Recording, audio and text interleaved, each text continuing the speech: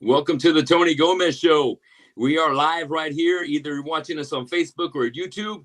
And tonight, I have in the studio my friend Elijah Mendiola. How's it going, Elijah? I'm doing great, man. Good to be here, Tony, on your good show, man. Awesome.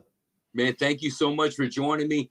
Elijah has got a podcast that I love called the Lizard News Network. I've actually been interviewed on that show, and great shows that I've been able to catch, man. Excellent. And then as well as a fantastic, amazing musician that I've had a chance to jam with and had a chance to jam with my band Screwface and his band Imperial back in the day. And man, it's just great to have you on the show, man. Thank you so much for joining me tonight. This is cool, man. It's so cool to see you on your show because we talked about the conception of the show. Remember, Yeah, hey, man, I'm thinking about starting a podcast, and I'm like, do it, awesome. And it's just good to see, man. I always see your shows on YouTube, and I'm like, damn, there he is. Tony's doing the podcast, and then you had freaking Mark Rizzo. I'm like, oh no, Tony hello. freaking got my hero. I'm like, oh shit, that's awesome. But yeah, man, you're doing it live. It's awesome. Oh man, thank you so much, Elijah, man. And luckily, it just I've got some nice friends that have been putting in a good word for me, where I was able to get Mark Rizzo on the show, and you know, and a lot of other great guests that I've had. But Rizzo's super cool guy, man, and what a shredder! Oh my Dude, God, he's amazing. that was a big highlight for me because I was like, dude, I love Tony Rizzo. Like, he's so awesome. And I always feel like he's underground, kind of. Like, a lot of people don't really know who he is, but maybe I'm wrong. I mean, guitar players know who he is, obviously. Right, they sure do. But you know, he's got such a badass catalog of his own solo work. Just fucking Shreddy Krueger style, man. He just fucking he's his own, you know, beast. And you know, he's got his own other side projects besides, you know, doing El Nino. And I want to say Beast is one of the titles, if I'm not too wrong, man. Revenge Beast, it may be. Don't put your. I'm not gonna bet my paycheck on it, but he's got some great fucking solo projects, and then he's also doing another gig with Tommy Vexed. Funny about that, you know. Funny thing, because Mark's not doing El Nino, but Tommy's doing El Nino now, so it's what a reversal roles when it comes to that El Nino window. And you know, our buddy Marcus Leal, you know, our homeboy from Malice, man, he's not in there at all anymore. But big props to Marcus. He's on Swim the Current. They've got fucking 2 big singles out. Stay is their latest. And, you know, we just got some great talent that's been around here. And I've been blessed to be able to have some cool people on the show, bro. But oh, yeah. I mean, you helped me get it started, man. From Yeah. I'm trying to think. What's the fucking Scarlet? Taking it back from the Scarlet setup, Yes, sir. and give me the inside, and you know, I even bought my home computer from you to get things started off the ground. And man, just thank you so much for all your guidance and all your help. It was good to help you, man. I knew that you had a good musicianship in Corpus. You kind of had like a, what would you call, you were like the main guy, like as far as like the vocalist in Corpus. And I knew you like, oh, there's Tony. He doesn't know me, but I know who that guy is. You know, like you were well known. You were like a local celebrity, basically. And so I'm like, oh, Tony's gonna get some good people on the show for sure. That's why when you're like, I should start a show, I'm like, of course, dude, for sure. And so that's why I'm honored to be on here. That's cool, man. I appreciate you having me on. Thank you so much. Hell yeah. And I do feel very blessed to have so many good connections and to share the stage with so many badass musicians over, you know, more than a 30-year career here in Corpus. And it's just been a great ride, bro. It's been a great ride. And you've been on that ride with me for a little bit. I think we did at least maybe 2 or 3 shows back in the day when I had Screwface. And shout out to Jordan, you know, our guitarist back then, and Screwface. Your cousin, is that right? Yes, I love Jordan. He is my first cousin. And that kid, man, oh, that dude was the shyest guy you'll ever meet in the world. Like when we were kids, we were all smoking dope and drinking. He's like, nah, man, nah, I don't want to do that. I don't want to do that. And so we just corrupted that dude bad. We're like, come on, Jordan, do it. Like peer pressured his ass. Like, he started to come around. And then now I'm like 100% sober. He's drinking. And so I'm like, oh shit. Yeah, And but as an artist, oh my God, as a dude, tattooist, oh my amazing. goodness. Holy shit, I'm amazing not work. kidding. Like, because I used to go to his house a lot when I was a kid, like 10, 8, 12 years old, whatever. He was my Yeah. cousin. We'd hang out. That dude had a sketchbook.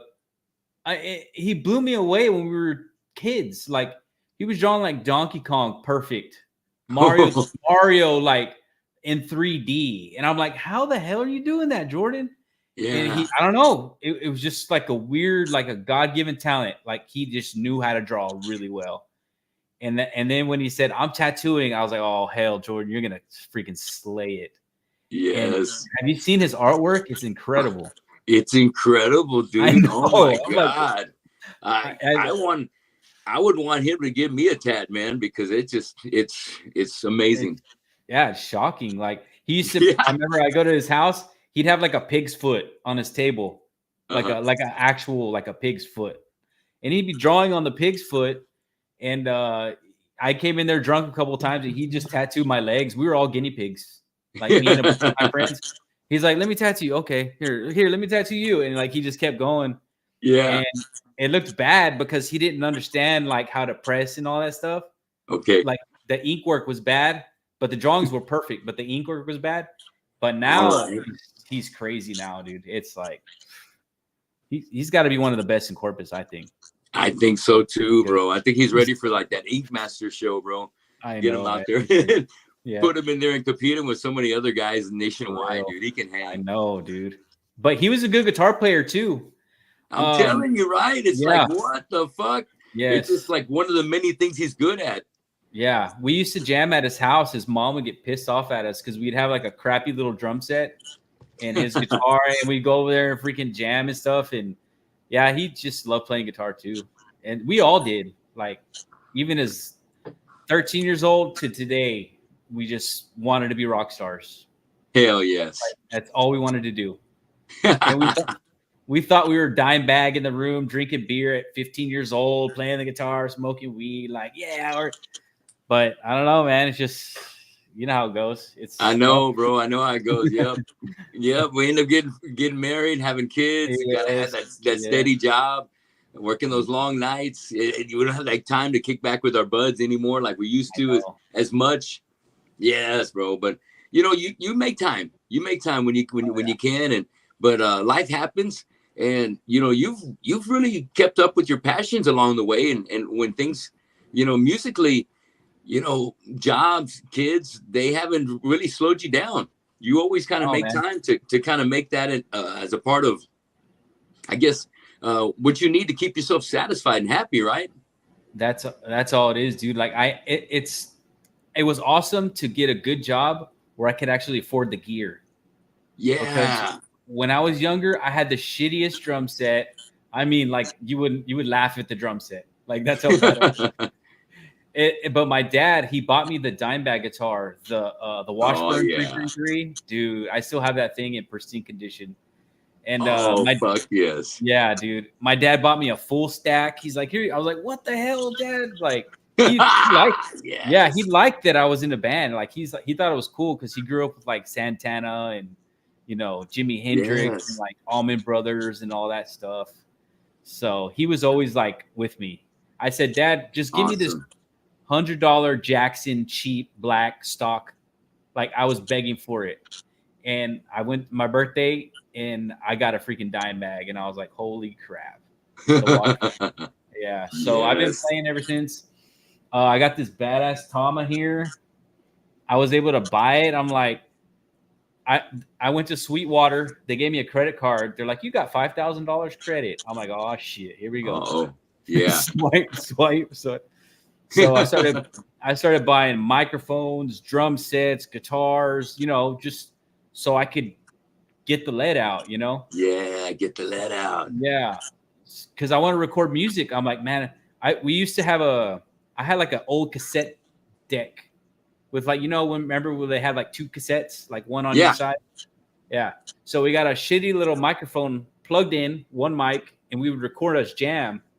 And then I would flip the tape and then try to do like a solo on the other tape. And so I was, Oh, you know what I mean? And then I started like adding vocal, and I'd have to keep rotating tapes. And then it yeah. would be like just to try to get like a multi-track recording. How genius. Yeah. Wow, And that's dude, that's that's good. and that's how it all started. Off of that cheap tape deck. I'm like, I have Uh-huh. to record music. I have so many ideas. I have so many ideas. And I just kept making riffs and riffs. And first it started with the tape deck. Then I got I got an interface like that Scarlett. Okay. Yeah. I had no idea how to use it. It took me a couple years to figure it out. Then I upgraded to a little task cam, started recording on that. And then when I got my house, Yeah. I bought a real interface, and then I started multi-tracking and multi-tracking. And then that's how I get like those songs that I show you. They're like, it's just me. You're Yeah. like, who's the band? You know, it's just me. I'm just, you know what I mean? Just, Yeah. Wow, dude. yeah. I told this dude, I showed this big YouTuber. I submitted my song to his YouTube channel. He has like a huge stream, and Yeah. I paid him to review my song. And Okay. he's like, dude, this is a badass song. He's like, man, your drums sound good. Who's your drummer? Like, he's like, is that a drum machine? And I'm like, no, dude, it's just me. Like he was like, Yeah. what the hell? And I'm like, I don't know. I don't know. I just like to play all the instruments. It's just fun, dude. I fucking love it. That is awesome, man. And you got to have a love for that, dude, to make it happen like that. Yeah. It's something that is very few and far between in any genre of music, and it just kind of just shows the almost the attitude like, hey, no one else can do it better than me, and to get your vision out, you know, you got it. You have what the guitar is going to go to and the drums and all that stuff. So it's hard to sometimes get that across to a band. I mean, it can work, but you know, it's just when you don't want to have time for a band, or those guys ain't available, you know. Luckily, where there's a will, there's a way, and you just putting your fucking will to the grind and picking up the gear and getting better. And now you sound like a full on drummer. You do. I know. It's weird, right? Like that's what I hear a lot. They're like, "Damn, dude, you're pretty good at the drums," and I'm like, "I play guitar." Like they compliment me more on my drumming than my guitar. So I'm like, "Damn it," you know, because I've been playing guitar forever. But I remember the very first time I sat at a drum set, I could play instantly. Ooh, like I could all do, right. I could, because I was always doing this. Like, you know what I mean? Because I didn't have I was always like, okay, there's a ride, and then you got the kick, and then I just instantly was able to play. And so once you actually sat on the kit, you're like, all right, here we go. I already knew. They're like, what the hell? And that was like when I was 13, of course. But nice. all right. Well, and now like when I play guitar, I record. Every time I play, I record. So next thing you know, I'll have like half a song, and then I'll have a whole song, and then I'll jump to another song. I'll have another song, and then I'll just keep, doing that. And like you said, like sometimes the bands I can't get a band together, or my drummer can jam with me, but only once a week. Yep. And I have a bass player, but he never wants to practice because he's always drinking and hanging out. It's like all this stuff. And I'm like, you know what, dude? I'm just going to make my own music. And if I ever get a band together, awesome. But I have to physically play the music. Right. Like it's something that I have to get out of me. Like I'm like coming up with these riffs. And I'm like, oh, what if this would be a cool idea? Or let me play with this time signature. Or let me play with my synthesizer. Oh, that's cool as shit. Let me make a song out of that. Yeah. You know what I mean? Like I'll just come up with these ideas, and then they never run out. They won't run out, because I've been waiting for the day I'm like, oh shit, I can't think of nothing. But it just keeps coming, man. It just keeps coming. That's awesome, man. Check out, we got Dave Reed join us in the chat room. What's up, Dave? Thanks for joining us tonight. Hey, Reed. Hey. Well, I'll tell you what, let's get started on some questions that I got for you, man. So starting off, I want to first off, start by thank you for having me on your podcast, the Lizard News Network.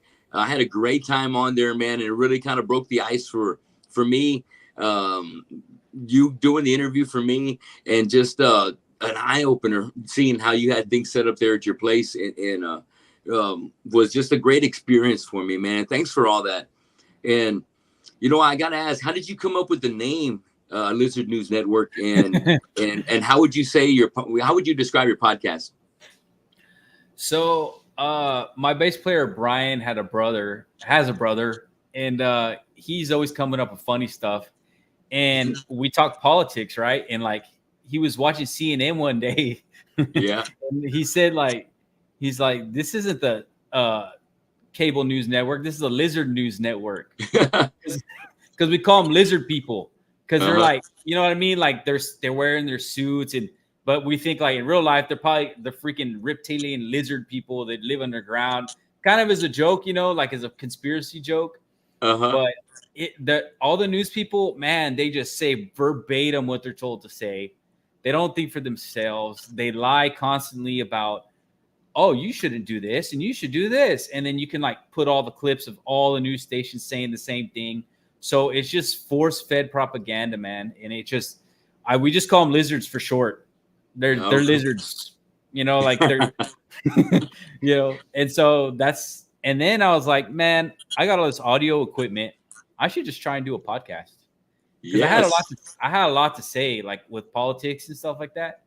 So then I started like, you know what, let me start a podcast.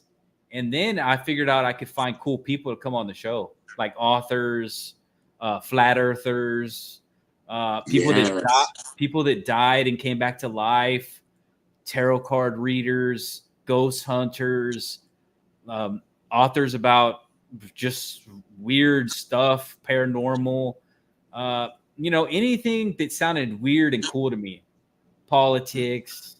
I was like, I want to talk to those people. Right. So, yeah, It would be like a sparring match. Like I'd have them come on, and then I would talk to them, and then they would say stuff, and I'd be like, what about this? What about that? What about this? And they're like, huh. Because I'm always thinking about weird stuff. Yeah. So they were like very intrigued, like, oh, that's weird. Nobody ever asked me that before. Or like, well, what do you know what I mean? So it kind of got kind of popular.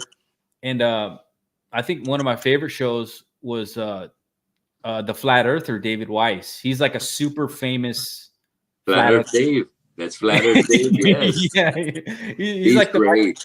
Yeah, and he's funny as shit too. And like, yeah, the show blew up. It had a few thousand views. It had like 5,000 views or whatever. Hell and it was just fun. Like, because I'm not a flat earther, but I'm not against it. So I'm in the middle. Like, I don't know. It could be true. Could be bullshit. But it was fun because I could hit him with like hard questions, and then he'd laugh at me and say, "No, that's not true, dude. Like, look at this." And like, he had like a slideshow. He was busting out like slides and everything. Like, yeah, he's got all this proof and evidence, dude. Yeah, it's such a trip, man. I know where you're coming from. He's like, he was showing me like the moon lander. It had like foil on it and like paper mache legs and stuff, and like this crappy little like. He's like, really, dude? Do you think that landed on the moon? And I was like, nah, I didn't. Sorry, it did. And so, man. Yeah. Oh shit! I know that must have been an awesome interview, dude. Hell yes, it was fun, dude. That guy was fun. And I talked to a guy that like he films stuff. He has a badass telescope and he films the moon. And he said there's weird stuff going on all the time around the moon. Really? Yeah. Whoa. Yeah. He recorded this thing called the lunar wave. It's like like if you're watching, I don't know how to explain it, like an old video and like a weird ripple comes down, like on an old video or something. Almost like back in the day, you used to have something called tracking. Yes. Yes. You had to fix the tracking to get that line to go away. Yeah. So he would film the moon for like hours on end. Like he would like film it at night and then film it at night. And there were just these weird waves that were just coming across the moon. And it's called and no one's debunked it. No one knows what the hell it is. Wow. The lunar waves. Yeah, it's weird. Look it up. If anyone listening, check it out. And this other dude said that he went into, remember the Lost Ark, the movie Indiana Jones? Yeah, hell yeah. Like where like at the end, like they go into that room and there's boxes everywhere. It's supposed to be And, stored, and you'll yeah, never yeah, find yeah, it yeah. again, right? Yes, yes, yes. Well, I know I talked to this dude. He said that he went into a room like that. Oh And because fuck. he was, yeah, and they showed him pictures of aliens. They showed him pictures of the other side of the moon. He said they have full blown bases over there. He Oh was just, yeah, he's like, no one's gonna believe you, dude. So yeah. I can show you this, and it doesn't even matter because no one's gonna believe you. And so that one was really crazy. That's a good one, dude. That's a good I one know. right there. Yeah, it's fun to talk about all that stuff. And Yeah. yeah, so yeah, that's how it started, man. And I want to get back into it. Like I said, the golf has taken over my life, and so Golfing is taking over your life. Oh shit. yes, man, it's taken over my life. It takes over Yeah, any free time you have during the day. What, daylight hours? yes, it's either at the golf course or in here, freaking playing guitar.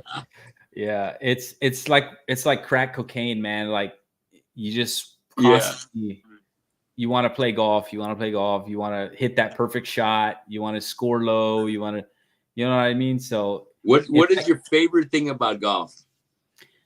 hands down, like when you hit a pure iron shot, like Oh, like when you know the iron, the small metal ones. yes. If you hit that baby right on the button, perfect, it makes a loud crack, and the ball compresses and it shoots off the club, and you feel the vibration in your hands, and Whoa. you know before you even look up, you hit it perfect, and it just, oh baby, you see it fly exactly where you hit it. It's an amazing feeling, dude. Is that that's just like the best pop that you can get to give it the most propel, to propel it as far as it can Yeah, go? like when you hear someone say, Oh, "Oh, I flushed it," "Oh, yeah. pure," that means that you smacked that baby perfect right in the center. Yeah, Flush it. yeah. When you Yes. flush it right off the ground, dude, golf is so hard, and Yeah. it's way funner than I could ever imagine. Um, I thought it was lame as a kid. I was like, golf, that's a boring, stupid sport, you know? But but dude, it's so fun. And it's expensive too, though. That's the only I thing. know. Who It's turned you on to golf? Who was the first person that you went uh, golfing with? so my friend Andy and Brian, my bass player, remember when COVID happened? Yeah. Well, this is a crazy story too. When COVID was coming out in China, I was listening to a lot of InfoWars, and Yes. they're like, hey, dude, something's crazy is gonna happen. Yeah. Look at these videos that's going down in China, and we don't know what this is, but something is serious is gonna happen. Alex Jones was saying that, and Yeah. I was watching the videos, and there was like people in labs like, oh, what, yelling in Chinese, like, we lit it out and we don't know what the hell happened, but we got to contain this thing. And I was like freaking out. I was like, oh shit, like what is happening? Right. And everybody was just acting normal. And then what, Pelosi comes out on TV. Oh, you can go to Chinatown. Don't worry. Everything's fine. And I'm just like, oh, fuck. You know, that's a bad sign, you know? And Yeah. so I started freaking out. I got a container like with gloves and masks, and I started freaking out. I'm like, oh fuck, dude! They made a bioweapon, and they're doing their plan. Like I was like, Yeah. oh shit, they're doing their plan, and I couldn't believe it. And so I started freaking out, and I started. This was before anybody wore a mask, anybody wore anything. Like this is way early, right? And I got wind of it, and so I was freaking out, prepping, and then eventually it came to the States, and then it got uglier, and then Trump was like, we got to try to close the borders. Yeah. And then Fauci was, you know the whole story. Fauci tries to, shut down the country, which is retarded. Yeah. Um, That was like back in February or around yes, February-ish. yes. Yeah, And then because I know Trump went that's to when I work. finally stopped working. Oh, really? Did they shut down your work because of that? Yeah, they Right? finally shut it. It was like February. I want to say February 17th Yeah. to be exact, maybe. And Man. we started hearing about this back in December. and a little bit about, it just kept on getting worse. And you heard a little bit more and more every day. Mhm. And Yeah. it wasn't getting any better. It was only getting more scarier. Yeah, they were scaring the shit out of us, dude. Yeah. And that was part of the tactic. Yeah. Was like scare the shit out of these people. Don't let them go outside. Lock them down. Fear. Every day they had the death count on CNN. This many people Wow. died. I remember that. Death. Yeah, it was just like pure, like I could just the whole energy of the planet was just way off, dude. I felt like, you know what I mean? Like I could feel it, like what the fuck is going on? Like the energy was so like the vibrations, like because I've been thinking a lot about vibrations lately, like because your body like puts off vibrations. Everything is vibrations. Yeah. Like me talking to you is a vibration. The AC moving is a vibration. Everything is vibrations. And they say like when you're putting off like bad energy, it's like a bad hurts or whatever. Yes. It's like, you know what I mean? Like you're putting off a bad vibration and it affects people. You know what I mean? Like if you're being a dick like to somebody and you just get that weird feeling like, oh shit, something's about to go down or people are Right. mad. You know what I mean? Like it's Uh-huh. a weird feeling. Yes. And that's what it is, dude. And I just felt that like, dude, this is something's going on, dude. And but anyways, I said all that. That's that I can keep going. But what started golf was I told my friend Brian, I said, Brian, this virus is going to come to America and it's not going to be good, dude. And I think people are going to be getting laid off and jobs and it's going to get real fucking ugly. He's like, yeah, right, dude. That's impossible. There's no way. There's no way. And so one day we just had to tell everybody they were all laid off. Yeah. It was like, fuck, dude. What the fuck, right? I couldn't believe it. I was like, dude, I knew this was going to happen. I said it and I felt it. And I'm in this situation now. And it was like sad. I was like, fuck, dude. Yeah. Like it finally hit like, home. Yeah. It was like 3 of us at work. And we have like a big shop with like 50, 60 employees. And there was like 3 of us left. And luckily I was the one that stayed because I've been so ingrained in the company that they needed me, at least me there. And it was just sad, dude. I was just sitting there like, fuck, I can't believe this is happening. Unbelievable. Yeah. I know. And so that went on for a while. But remember when they said that we're going to give checks to people that don't work? Remember that? Yeah. Well, from the get-go, I knew that was a bad idea. They should have just said, we're not giving no checks. Everybody go back to work. Screw the COVID thing. It's all bullshit. It's just a flu. And if you have 5 comorbidities, you might get sick or you might die. The young people, the mid-age people that are healthy, go to work. That's what I was begging for the universe to do that, but they didn't. They just shut everybody down. And they said, we're going to print money. And I said, oh, fuck. And everyone knows what that led to. More inflation. We're going to have to pay that money back. Everything, all the prices went up. You got more money, less goods. That's how it works. You print the money. You pump more money into it, and the money's worth less. And so I was like, damn it, that's a bad idea. So they did that. And my friends started coming to my work drunk, laughing in their golf clothes, saying, oh, we just fucking played golf, man. We're all drunk and we're just looking like they're having a good time. And I was like, you motherfuckers, y'all are getting paid to stay home more than me, and I'm just here at the shop. Yeah. And I was like, damn, dude. So it looked like they were having a lot of fun out there. And I was like, and that got you going into golf? Yeah. They looked like they were having too much fun. And I'm like, that's not fair. I want to fucking go play stupid golf. So they took you out there with them? Yeah. They're like, get some clubs. So I got some crappy clubs. And then I bought some balls. I went out there. And you're going to suck for at least a year. You're gonna suck. But eventually you might hit that pure shot. Eventually you might hit a good one. And that's what keeps, even if you hit one good shot out of the whole day, you're going to talk about that shot for the rest of the week. Like, dude, I hit that beautiful shot and it freaking hit the green perfectly. And your friend was like, yeah, dude, that was amazing. And so, Amazing. yeah. And so that's what started it, dude. And I just got obsessed. And then we kept going every week. Me and Jordan would go out there at Yeah. like 7 a.m. and it's pouring rain and it's cold as shit. And we're Yeah. literally out there like, oh, we want to play golf. And the guys are like looking at us like, are you sure, dude? Yeah, right. we're like, yeah, we're sure. We're sure.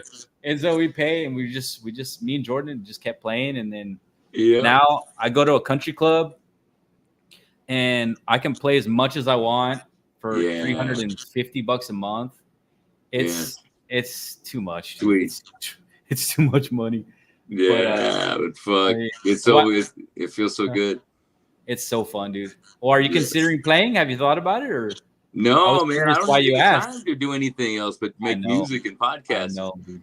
And that's all right with me. I told my wife I'm a singing fool. I just love to fucking sing and sing and sing. So whether it's for Annihilator, War Cold, Fistful of Metal, my 2 tribute bands, the Pantera or the AC/DC, shit, man, I want to do as much as I can. And we're running into the Christmas season, so I got my Christmas band, the Harbor City All Stars, getting ready to hit the stage over at the House of Rock on December 21st. We got like 20 songs we're gonna do. Damn. And that one's got 20 people in it, so it's a 4-ring circus, that one right there. But I wanted to ask you a couple questions, Tony. Yeah, go ahead.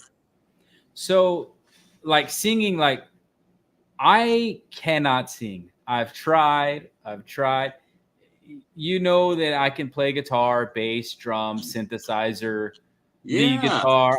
I can't freaking sing, dude. Like, what the fuck? That's like the only thing I cannot do. Like, I try so hard, I can't fucking do it. So I wanted to ask you, like, how do you do it? Do you think it's like a natural thing, or were you taught, or do you have techniques, or like as far as like screaming and stuff? Like, do you have a technique? Because I think it also has to do with your tone of voice. Like, my voice is like mid, like, you know what I mean? Like, it's not very low. It's just like you know what I mean? Like, and your voice is like a little bit like a lower voice. Do you think that plays part? So? Not in like a deep, like, but like, right.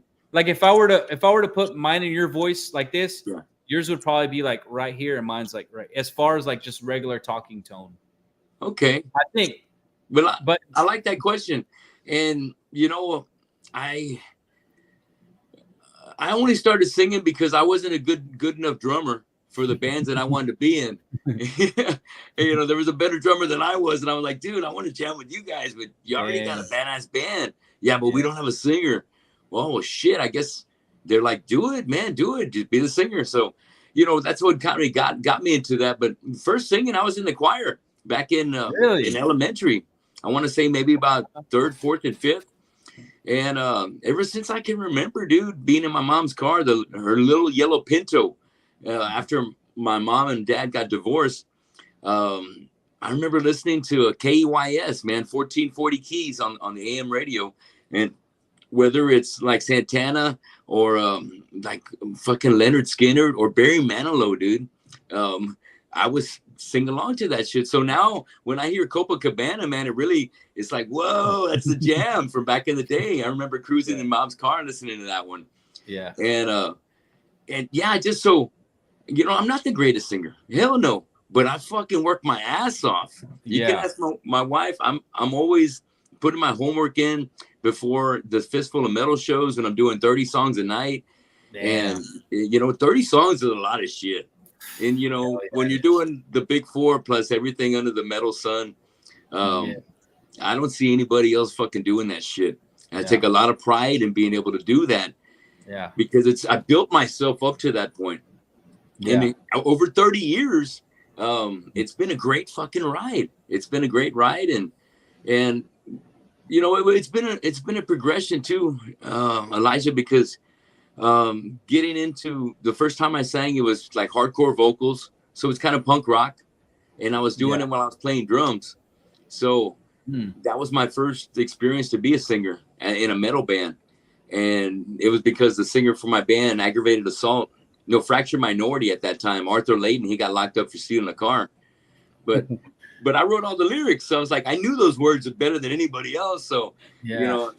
little Chris Aguirre told me, dude, fucking, I guess you're gonna have to get a headset mic. So I got a headset mic, started singing, and got comfortable doing that.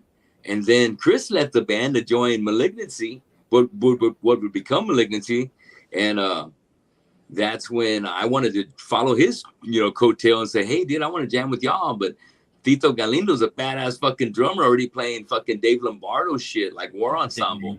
I ain't got That's shit hard on song. that. Yeah, that's hard. I got shit on that. And Tito was only 16. And I was like, oh, fuck, that was the shit. But they didn't have a singer. So they told me, hey, I was like, that's my spot. And ever since then, that's been it, from Malignancy to Integrity for 10 years, Kill 'Em More for another 13, 14 years, cover bands for the last 15, 17 years. But when it comes to getting a particular voice, the most lately, started AC/DC tribute band. Wow, dude. Fucking Brian Johnson's voice. It's like high pitch. Man, dude, I felt like I had to rip some fucking vocal chords in there to get to that point where I can do it where I'm at now.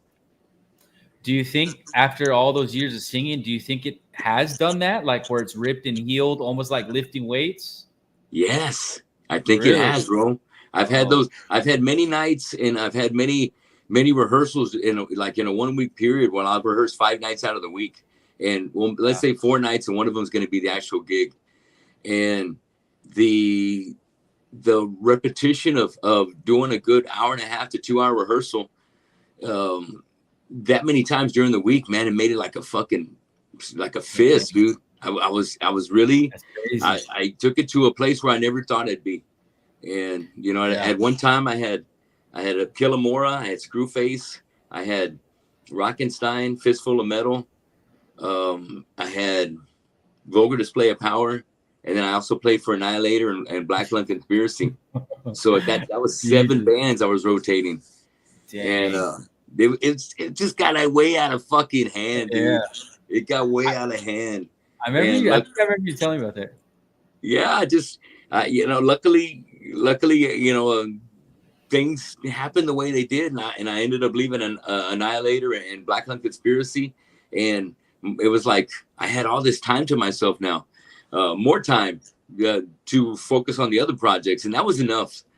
And even today, I still got 4 bands, and it's just one of those kind of things where I just love to sing so much, dude, that I want to keep busy. And there's, luckily, I'm able to juggle it by some fucking crazy way. I'm able to juggle it and keep a good balance with all the bands, because to me, I think that's one thing I've really had to work at is to let each one of the bands know that when I'm there with you, you got 110% of me. Yeah. It's a lot of times, you don't see guys doing, multiple bands because they want to be focused. They want to get that shit right with that one band. And, speaking like Dave, Dave could be playing with other bands too, but War Cult is his beast. That's his baby.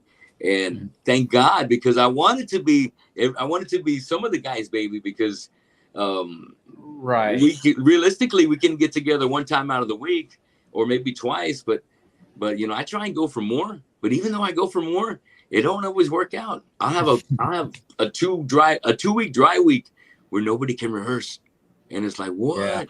But life happens. People get sick. An injury happens to a drummer's ankle.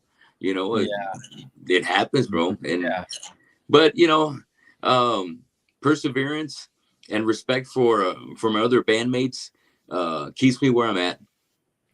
So throughout all those practices, does your voice hurt? Because sometimes, like, I'll be recording a song just a couple hours, and I'm like, oh, dude, like, I guess I'm singing wrong, or my vocal cords are nowhere near like you said, you like worked it into a muscle almost. Yes. So because you're doing it so much, it's repetition. You got to practice it, and that's why like my voice will crack. I'll like try to scream, and then I'll hear it like you know what I mean, like it'll crack, like it won't stay. Exactly, you won't hold the note. yeah, I'm like, oh, like fuck, I just Right. can't do it. And sometimes I wonder if it's because my voice is too high pitched. Like, I wonder if like in Uh-huh. Cannibal Corpse, he fucking screams like super low. Yeah. Like, there's no way I could do that. Like, even if I practiced, I don't think I could do it. So, does your voice like hurt after all those like at the end of the week when you've done like 5 bands? Do you feel any fatigue from that, or is it just you just got it down? That's actually that's a good, very good question. And you know, I like to compare it to Fistful of Metal because that's the most demanding gig right there because it's 3 hours whenever we do these lives these shows, and we got another one coming up here November 2nd, and it's you know, we take a break in between first and second set and second and third set, and during that time, what I normally do is stage wise, I'm always just drinking water. I'm not drinking any kind of alcohol. I want to keep my energy level high.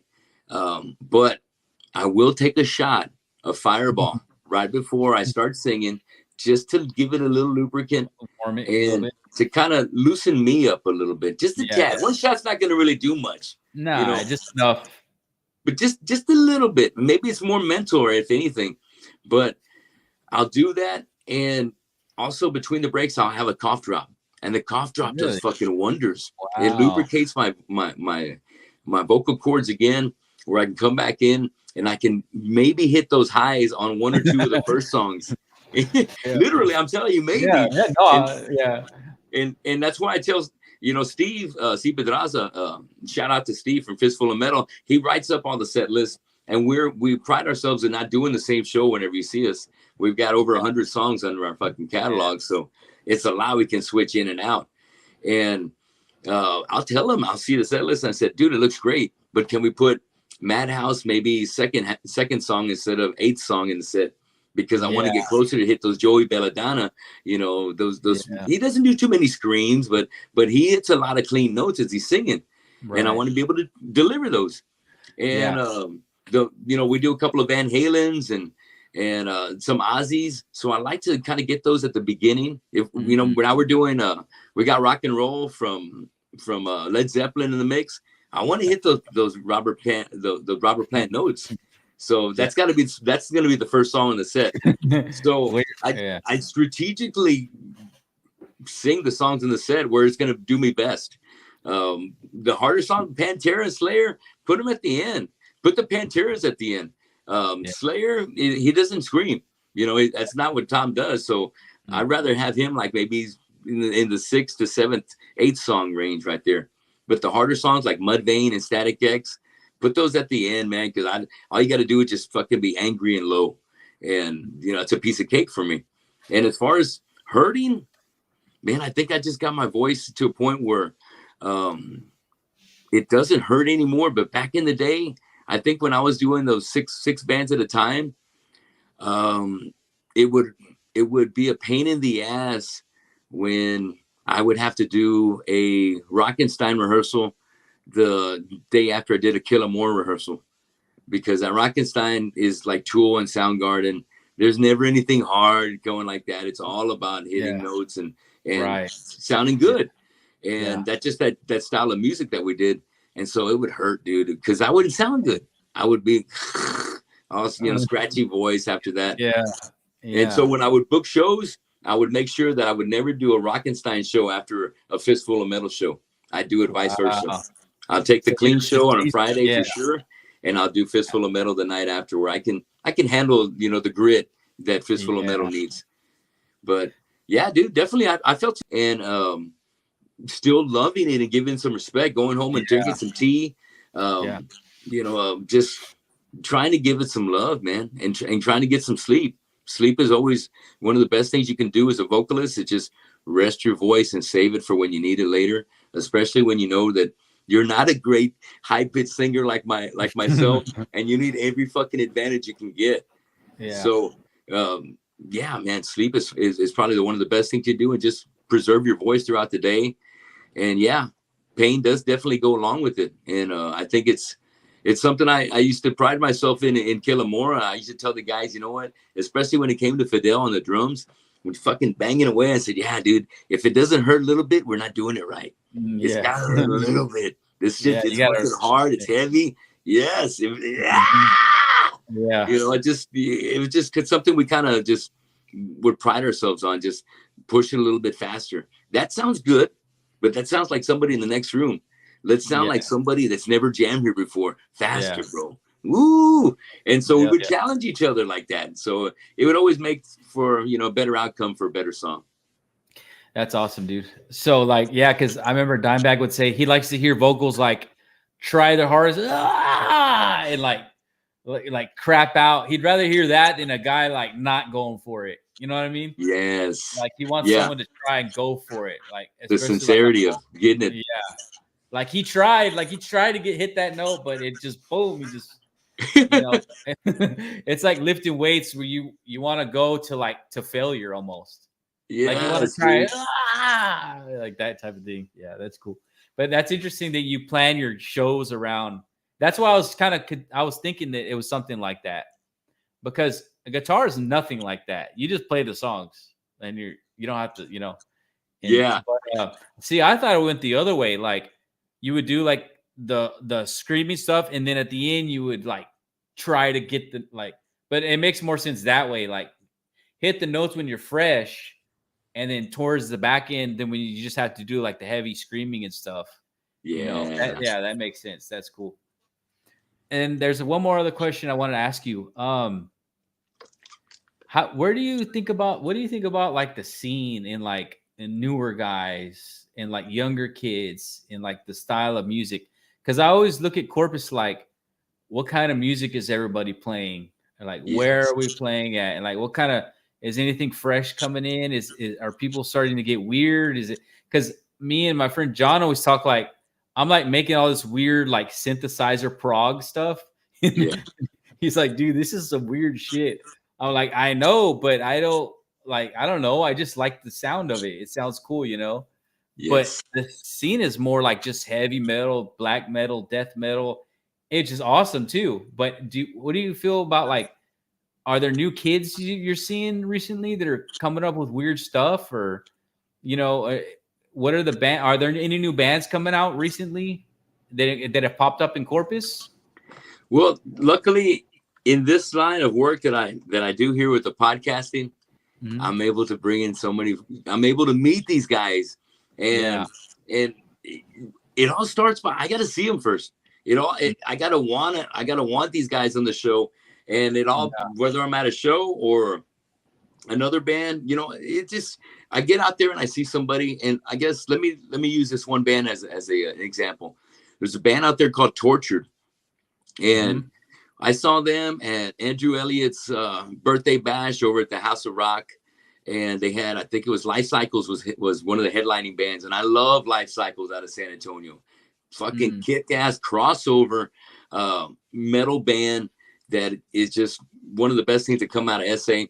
Well, Andrew had a fucking sick lineup of bands, and I wanted to see this band Tortured because their bass player is Kent Mays, and I've known Kent for a long time, and I would see him all the time over at TFC, and just killer fucking bass player, and I wanted to see him get down with his guys.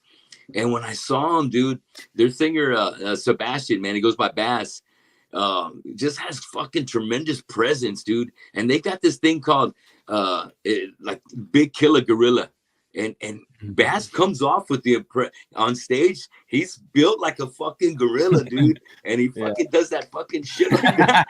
And it's the perfect time, dude, of the song, and it just man, it That's was fucking badass. that was a fucking death metal show, and they're death, Yeah. dude. They're more like Oh yeah. deathcore, but brutal fucking. You know, it's a 4-piece band. A guitar player's Jonathan Joseph, who used to be with Mutation back in the day, and Brandon, who used to be with Desecrated Remains, is on drums, man. A badass fucking drummer, Brandon, and then Ken on bass, and you know they do a lot of riffage together, but there's a lot of different riffage going on throughout the song, and Yeah. that's what I like about what Ken brings to the table too. He doesn't want to play exactly note for note what he's playing, Right. and so I can Yeah. dig it because I see it, and the stage presence was amazing from these guys. So I was like, I need to get these guys on the show. But Mm-hmm. at the same time, there's another band called Tild who brings such musicianship to the stage and emotion and great fucking vocals that it's totally a 360 from what these guys bring to the table. Yeah. And I'm in love with both bands. And Right.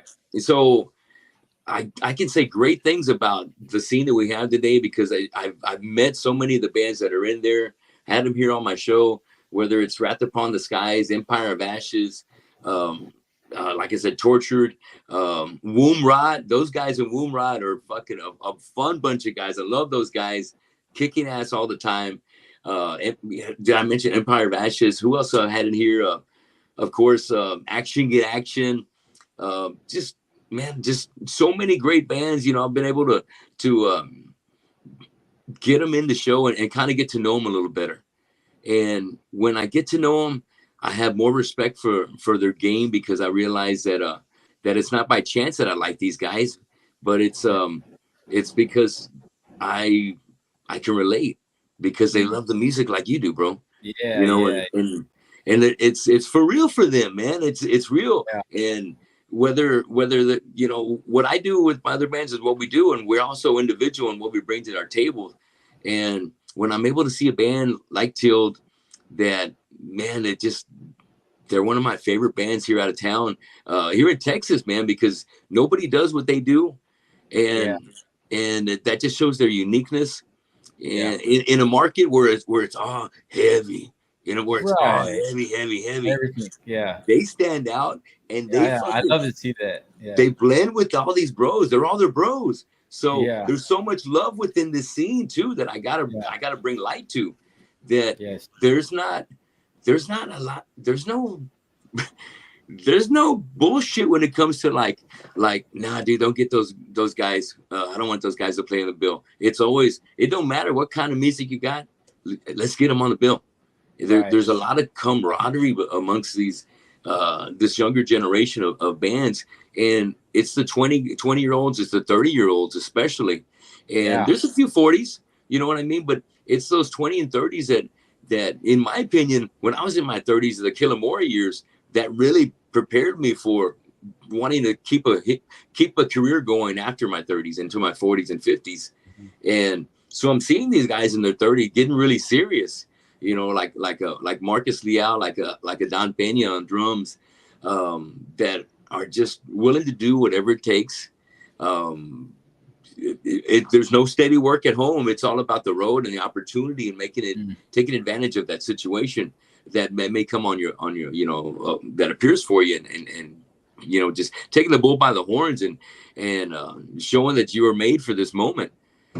And it's inspiring that we've got such killers like Marcus and you know, the guys in Gratitude TX who are going like fucking West Coast to East Coast, Hey. fearless guys that are just spreading the Corpus Christi Christ core.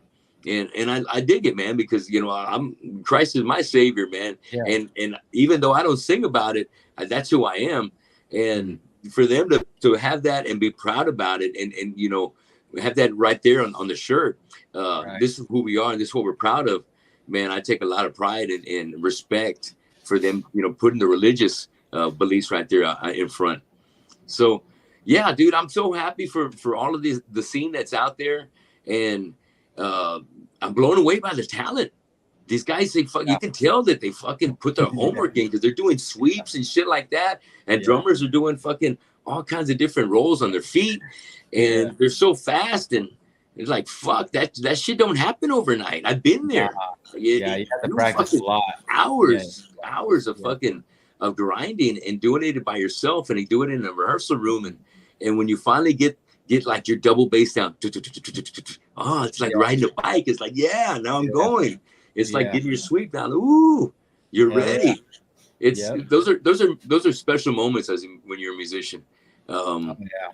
and as a singer, being able to fucking finally sing, you know, maybe that song that you always that you always heard as a kid. Now you can sing it just as good as that Yep. guy.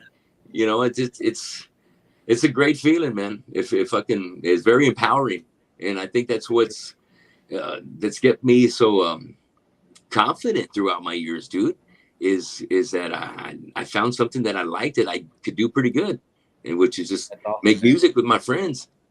Yeah. That's all we want to do. Like you're saying, like everybody's blending together, and all these good guitar players and drummers and stuff. They're like fingerprints. Like my music sounds weird, but it's my playing. And like I hear Reed, and I can tell who that's Reed playing. Or like if Yeah, I hear you singing, I can tell that's you singing.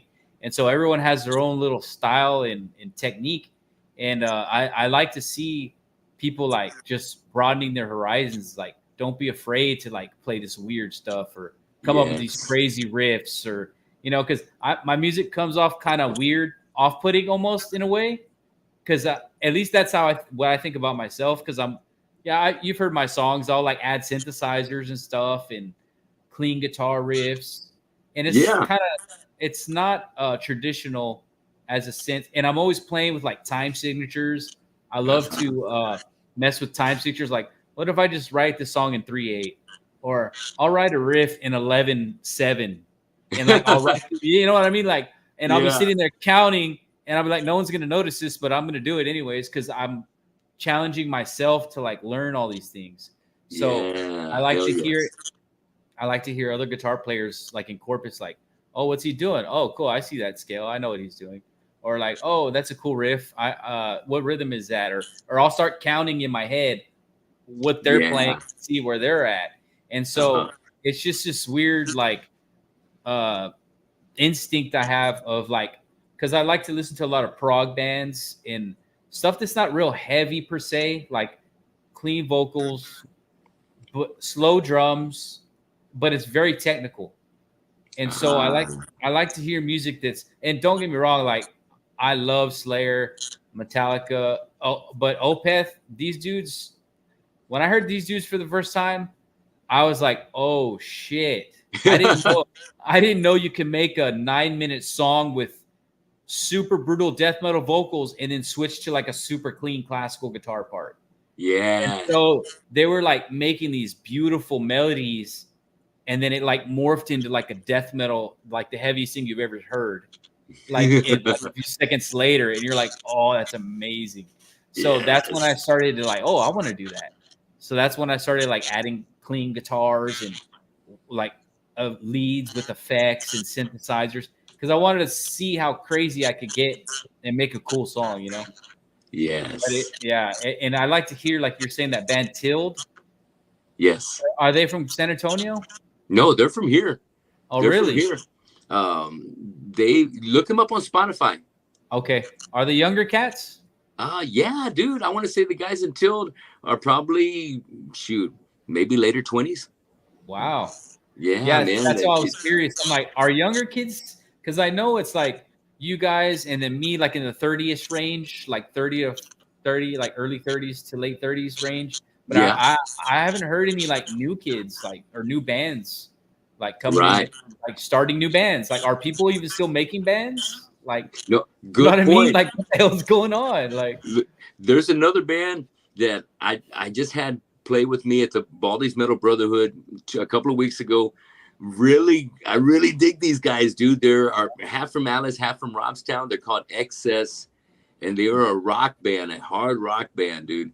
And not, but they do it with the in the veins of like fucking Motley Crue and Guns N' Roses, mhm. with that kind of sex, drugs, and rock and roll attitude. Oh, And they got some hits. They got an really? EP they just dropped, and dude, they got some fucking hits. I really Wow. like them. I'm I know the chorus to a couple of their songs already.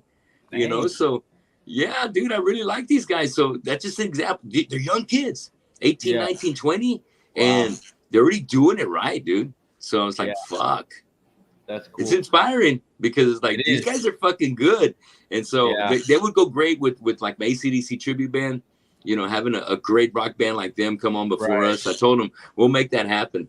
But Yeah. yeah, dude, they're definitely young kids out there that are making it happen. And shows that I'm not even catching.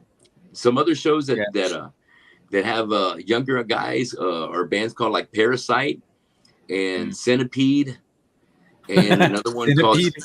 yeah, Is that a Centipede, dude. corporate band? Yeah, that one I actually like that band features name. It features Hector Juarez, the singer from Knife Party, the Deftones tribute, Oh and yeah. like Serpents and Saviors and Periwinkle Massacre fame. Mm. His son plays for Centipede. Wow. So it's badass already, dude. His kid's already Yeah. jamming. Fucking yeah, dude. Yeah. It's I'm really excited for him. And another band is called Spread of Corruption. Their guitar player is the son of Jerry Moore, who plays for Sweet Daddy. So it's like the next generation is coming up, Right. dude. It's cool to be able to see our kids come out there and start jamming, and now we can kind of open some doors for them, and Yeah. we actually Yeah. can let them borrow some of our gear here, use Dad's Man. guitar, But Yeah. I'm sure that's been going on the whole time. That's why he's where he is now. But Yeah. yeah, just really inspired by the great people that we have in the scene and the music that's starting to come out of here. And real bluesy guys, like there's bands like Heavy Soul, and those guys. That's a 3-piece band right there. But man, those 3 guys come off like they're fucking ZZ Top. Damn. Blues, but man, I want to say Raul Ayala is the guitar player, dude, and he's a badass blues guitar player that can sing and play at the same time, dude. It's like watching guys that are like, man, these you can see where they're gonna turn into like another Jimi Hendrix of their own. Jimi Hendrix ain't maybe that's the wrong connotation, you know what I mean? But maybe it just they're that fucking good. And it's like, Damn. dude, what the Yeah. fuck? I got to meet these guys. So when I see them, I make time to go over there and say, hey man, that's a great fucking show, dude. I love that song. Yeah. And my name's Tony. I got a show, man. I'd love to have you on. And they're like, yeah, dude. Okay, cool.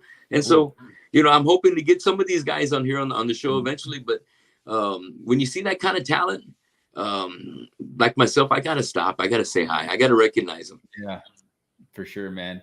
So like, it's weird because like the blues, like I love the blues. I'm a huge Hendrix fan. Gary Moore is my favorite. Oh, Dude, yes. That dude can make you cry with one note, dude. You can just feel the pain in that dude, man. And he's just like, what? You're just like, oh, man. I know. Yes, hold it. Make you cry, dude. I was like, damn. But it's weird. And so, like, one day I went to Guitar Center. I'm like, I'm going to buy me maybe just a starting, like a Les Paul. Yeah. And I'm going to start, because I love the blues. And I'm going to start recording blues songs. And I pick up the Les Paul. And I start to play it, and no blues came out of me.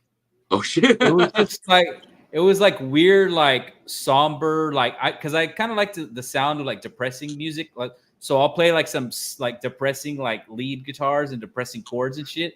Yeah. And I'm like, damn, maybe I don't have the blues in me. Like, maybe, you know what I mean? Like, I was kind of shocked. I'm like, I know blues scales, I know blues chords. But my brain or my heart or whatever is telling me to do this instead. Yeah. So all right. It's so weird, And then that's when I realized, I said, damn, I guess I'm not a blues player. So, but it's weird how that is, right? Like some people, like when they pick up a guitar, they want to play this, or they pick up a guitar, they want to play that. Or like I'll play a chord that this dude's never heard, and this dude will play faster than me, but I'll make this weird guitar shape with this weird chord that's hard as shit, but this guy's strumming faster than me. And so it's like, you know what I mean? It's so wide variety that's what's beautiful about it. Like I can make like all this weird music and there's room for that. And then I can make a death metal song, or I can make a weird classical guitar song. And that's why I never run out of ideas. Cause like, okay, today I'm going to write a song in 3/8. Tomorrow, I'm going to write a song with 5 different time signatures. The next day, I'm going to write a song with no clean parts and 20 riffs. Like, you know what I mean? Like, I'm just bouncing these ideas around, and I'm just like record. But it is hard to find like musicians for me.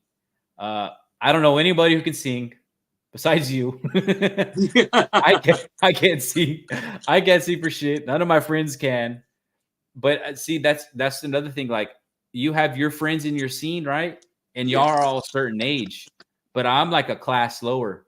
I'm like I'm in a class lower. So I know some people in my scene, and it's kind of like age groups. And I wonder if like, that's why I was asking about the younger guys. Like, are there younger bands coming around? Like I haven't really seen any, younger bands. But it is. I hope that new bands are starting. I hope that people are still playing in bands because it's just fun, man, and it's good for kids. And I love doing it. I'll do it till the day I die. I'll probably play the guitar the day I die, literally. You know what I mean? Yes, And, hell yeah. Yeah, don't worry yeah, about it, man. I'm telling you, I'm rest assured there's some great talent out there. And I know sometimes it's hard to make it to some of these local shows, but if yeah, you find yourself having a weekend where Slam Master Booking, especially Slam Master Booking, calling them by name right there. Or Kill Crew Booking is also another good one. If they put a show together, whether it's at Boozers or someplace else, go out there and check them out, man, because they've yeah, been putting good shows together with regional bands from San Antonio, Houston, and also pairing them up with our local bands. And they've been turning out fucking great shows. Rough shows, dude. Don't get me wrong. It's a rough crowd. It's a hard crowd, but don't worry about it. It's all right. It's yeah, always yeah, been kind of like that here in Corpus. You know what I'm yeah. saying? It's always kind of like, it's always been a little rough. When Slayer plays, wherever they play at fucking the pavilion or the main stage, there's fights, dude. It's gonna happen.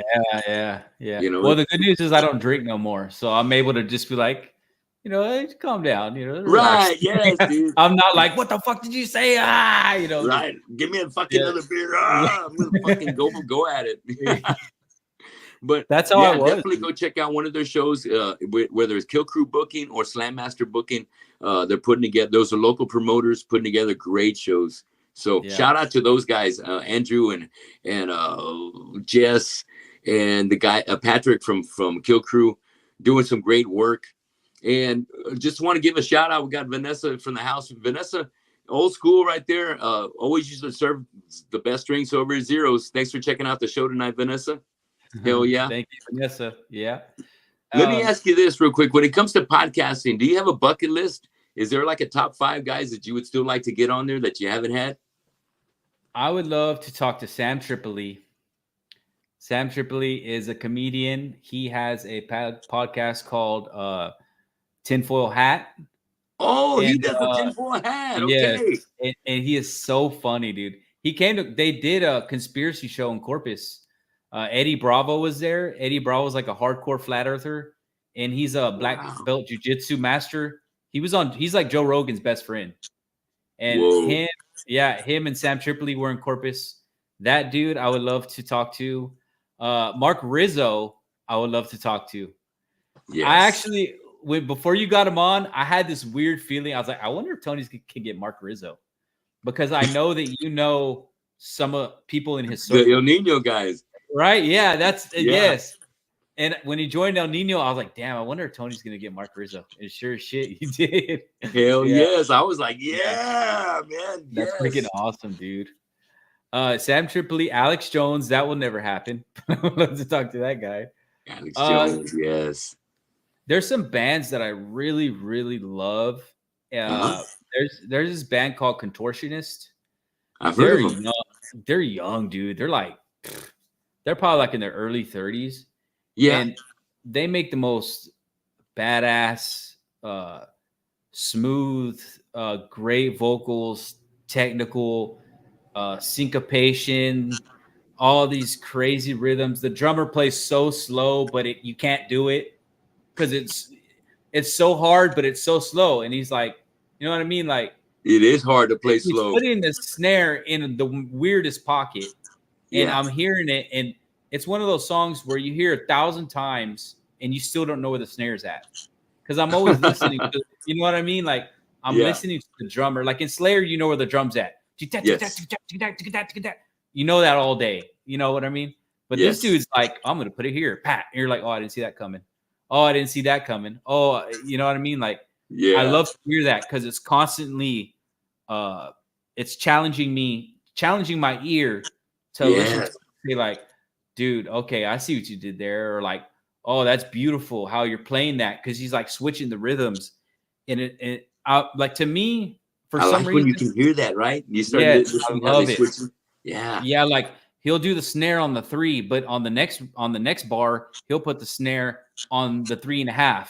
Yes. And then he'll go back to the 3, and then he'll put it on the and like he'll just dance around with it, and they'll be playing in weird time signatures. And it to me, like lately, like the thing that's really making my ears stand up is that stuff. Like, 'cause, Yeah. like we've listened to Slayer a billion times. Right. Metallica, we've heard Metallica a billion times. I remember when I used to think Lars was the greatest drummer of all time. And like Back when, right? when I was a kid, when I was like 13, I'm like, Lars is the greatest drummer in the world. Yeah. But now I'm like, dude, Lars ain't even close, dude. Not even Not close, even bro. close. Golly, there are He's not even monsters close. out there. I know. There's Holy crazy shit. monsters out there. And the reason I bring up the younger generation is because the younger kids are coming up with crazy shit. Oh Like, yeah. you know what I mean? Like, Yes, bro. like did they all back in the go to day we had, Berkeley? that grind, that napalm death grind Yeah. back in the 90s. Yes. They come Yeah, out like with all different they've got like probably about 10 different forms of grind nowadays. yeah, it's crazy. And like it Yeah. sounds like all the musicians are going to Berkeley and shit. They're Yeah. like, oh, I know about the A minor substitute 7 chord over the G flat major For scale. real. And then you're just like, what? And they're like, yeah, the What? 7 times mode with this. And you're like, oh, hold on. You know what I mean? And so to me, that's like amazing. I like to hear like, have you heard Animals as Leaders? Have you ever heard those? Yes, yeah. Holy shit, dude. Right. What are they doing? The drummer's like, you can't possibly copy what the drummer's doing. Exactly, Like, bro. You he's can't. hitting so many ghost notes. His timing is so crazy.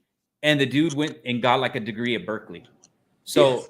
they're not like jamming anymore. They took it to like a whole nother level to where they're like, like Slayer, they were jamming. Yeah, Like, bro. they were Yeah. fucking jamming. Like, we know these couple of chords. We can fucking come up with our solos.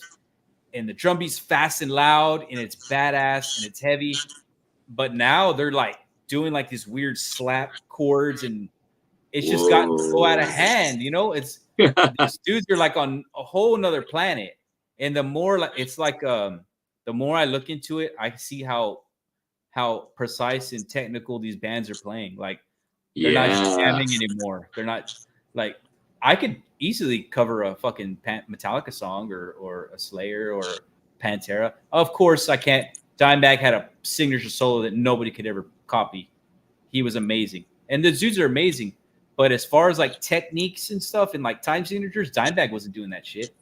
He was like, I don't know. I just know this badass.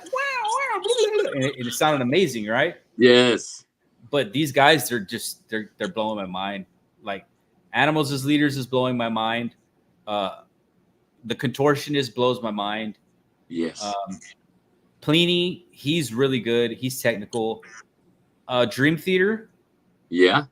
Dream Theater's Still doing it. dude. I got tickets to go see Dream Theater. Mike Portnoy just joined the band again. Yes. For like Yes. 16 years. Those guys are probably the head dogs. You know what I mean? Yeah, in their scene right there. Yeah, they're the top dogs of Prague. They just released a new song. It's unbelievable, dude. Oh There's shit! it's unbelievable. Listen to it, dude. It's called damn it. Just look up like new Dream Theater song and you'll hear it. But it's like there's barely any vocals, and the song's like 10 minutes.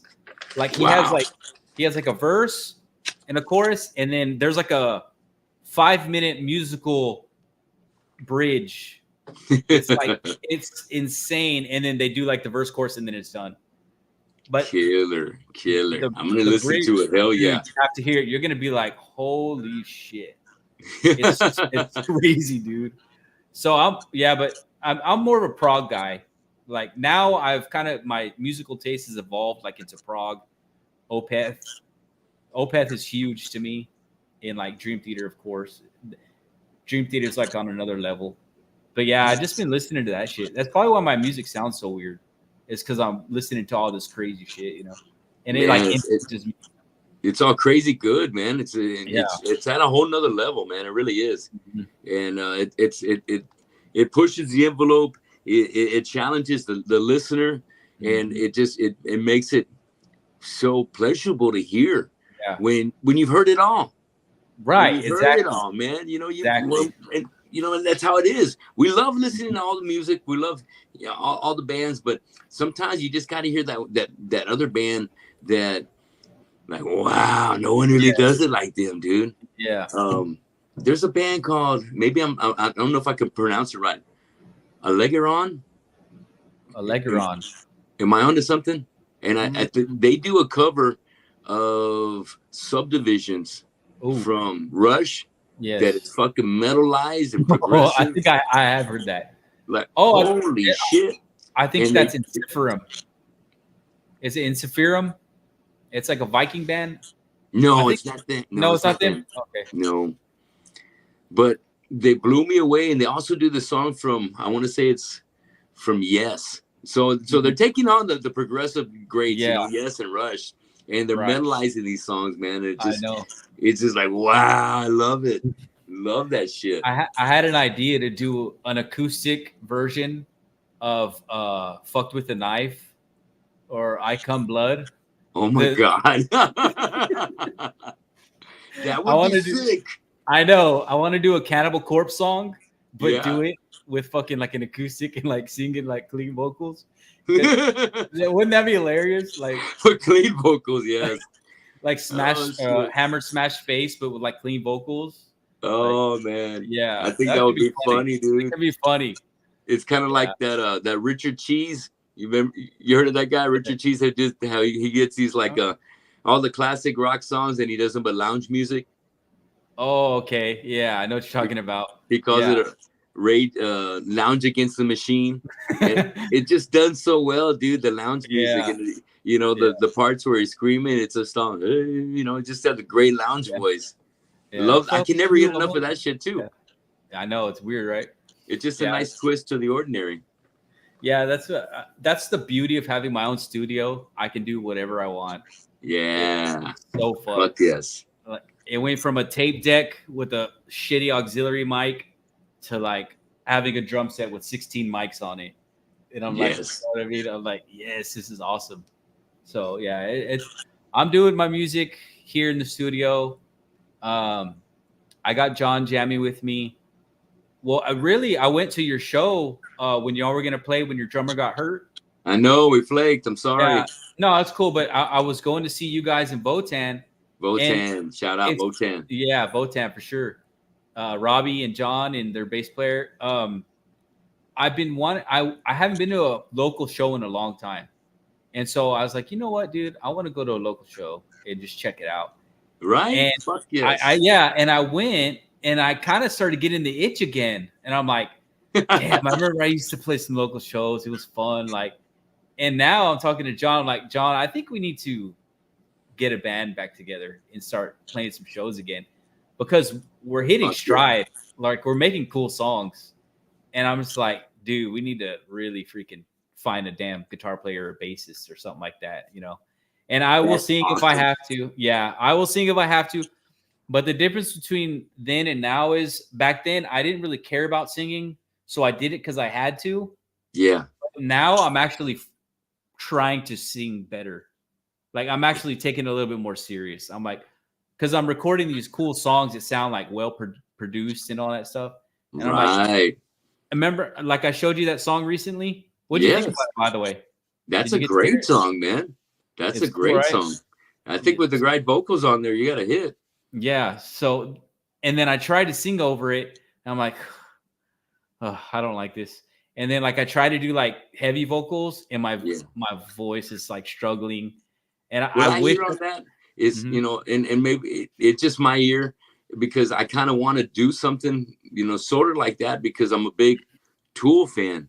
But I hear like some Maynard vocals where it's clean, but we're not trying to hit some kind of high note that's beyond our means, and you're still singing it in a way that it's very very easy to get a hold of and to relate to. That's interesting that you said that, because when I did the vocals, that's almost explaining it like you heard it, because that's what came out of me too. I was like singing, but I wasn't like going too crazy, and I wasn't screaming. I was like trying to sing, and like towards the end, it actually kind of started to sound kind of like Tool, and I was like, oh, that's cool. It has like a weird Tool vibe to it. Yeah. So yeah. So I that's I go think ahead. that's great, man. That don't, you of all people are not gonna. You don't have nothing holding you down. But Mhm. sometimes when people are getting together with new music and trying to share their ideas, um, saying a band's name like Tool or Metallica, let's do something like that. Sometimes the opposite, the listener can be like, but I don't want to be like Tool, or I don't want to be Mhm. like that. I said, no, I don't want to be like that either. Yeah. But I want to capture some of that little magic Yeah. that they bring, that his voice brings to the table. Maynard's voice brings to Yeah. that incredible fucking band, Yeah. and that's how I can hear on your track. Yeah. That's how, if I was to approach it, I would approach it in that manner, Right. and um, because it's a song that is very it's there's different layers to it, and it's so interesting and not predictable, but Right. you got maybe there's maybe a little bit of repeat in there, right? Mhm. But there's there's so much room for vocal interpretation Yeah. where without having to try and hit an Iron Maiden kind of Bruce Dickinson kind Yeah. of note, and still come across with some great fucking power and passion. Yeah. Yeah, because sometimes like when I could come up with the whole song with a small little idea. Yes. Like Okay. I'll hear like a guitar riff, but I'll notice like, oh, that's cool. He added one extra note at the same riff at the end. And I would Yes. say, you're not copying him. You just like that idea. It's an idea. And so Yeah. you'll make a totally different riff, totally different everything, but you'll have that same little like, oh, I did this. I added this little extra part. And so Yeah. I can pull I like as an inspiration, like I'll hear something cool and I'll be like, oh, I love the way they made a riff. Yes. They only did it 3 times, but the next time they did it 5 times. And like I'll just take that idea and I'll do that. And I'll be like, oh, that was cool. Like, you know what I Uh-huh. mean? Yeah, because you So know how it sounded. It's like, man, that's good. I got to place through that in this song and make yeah. it work. Yes, man. Yeah. Or like they'll change time signatures. Like they'll play a 4/4 and then they'll squeeze in like a one riff in 3/4. And so, oh, that's neat. And then like you Yes. can just play with stuff like that, you know, as a Right. guitarist, you know. But a lot of people they're not really thinking that deep into it. They're just like, oh, let me make this riff or whatever. But Yeah. and there's it's both good, you know. Right. You get a Yeah. lot of great stuff out of the simplicity of things as Right. well. Yeah. Yeah. But And some what's it because going to like take to get you satisfied, though? exactly. Like what's getting me off today? Yes, exactly. Like what got me off yesterday is not the same thing that's doing it for me today. You know what I Yeah.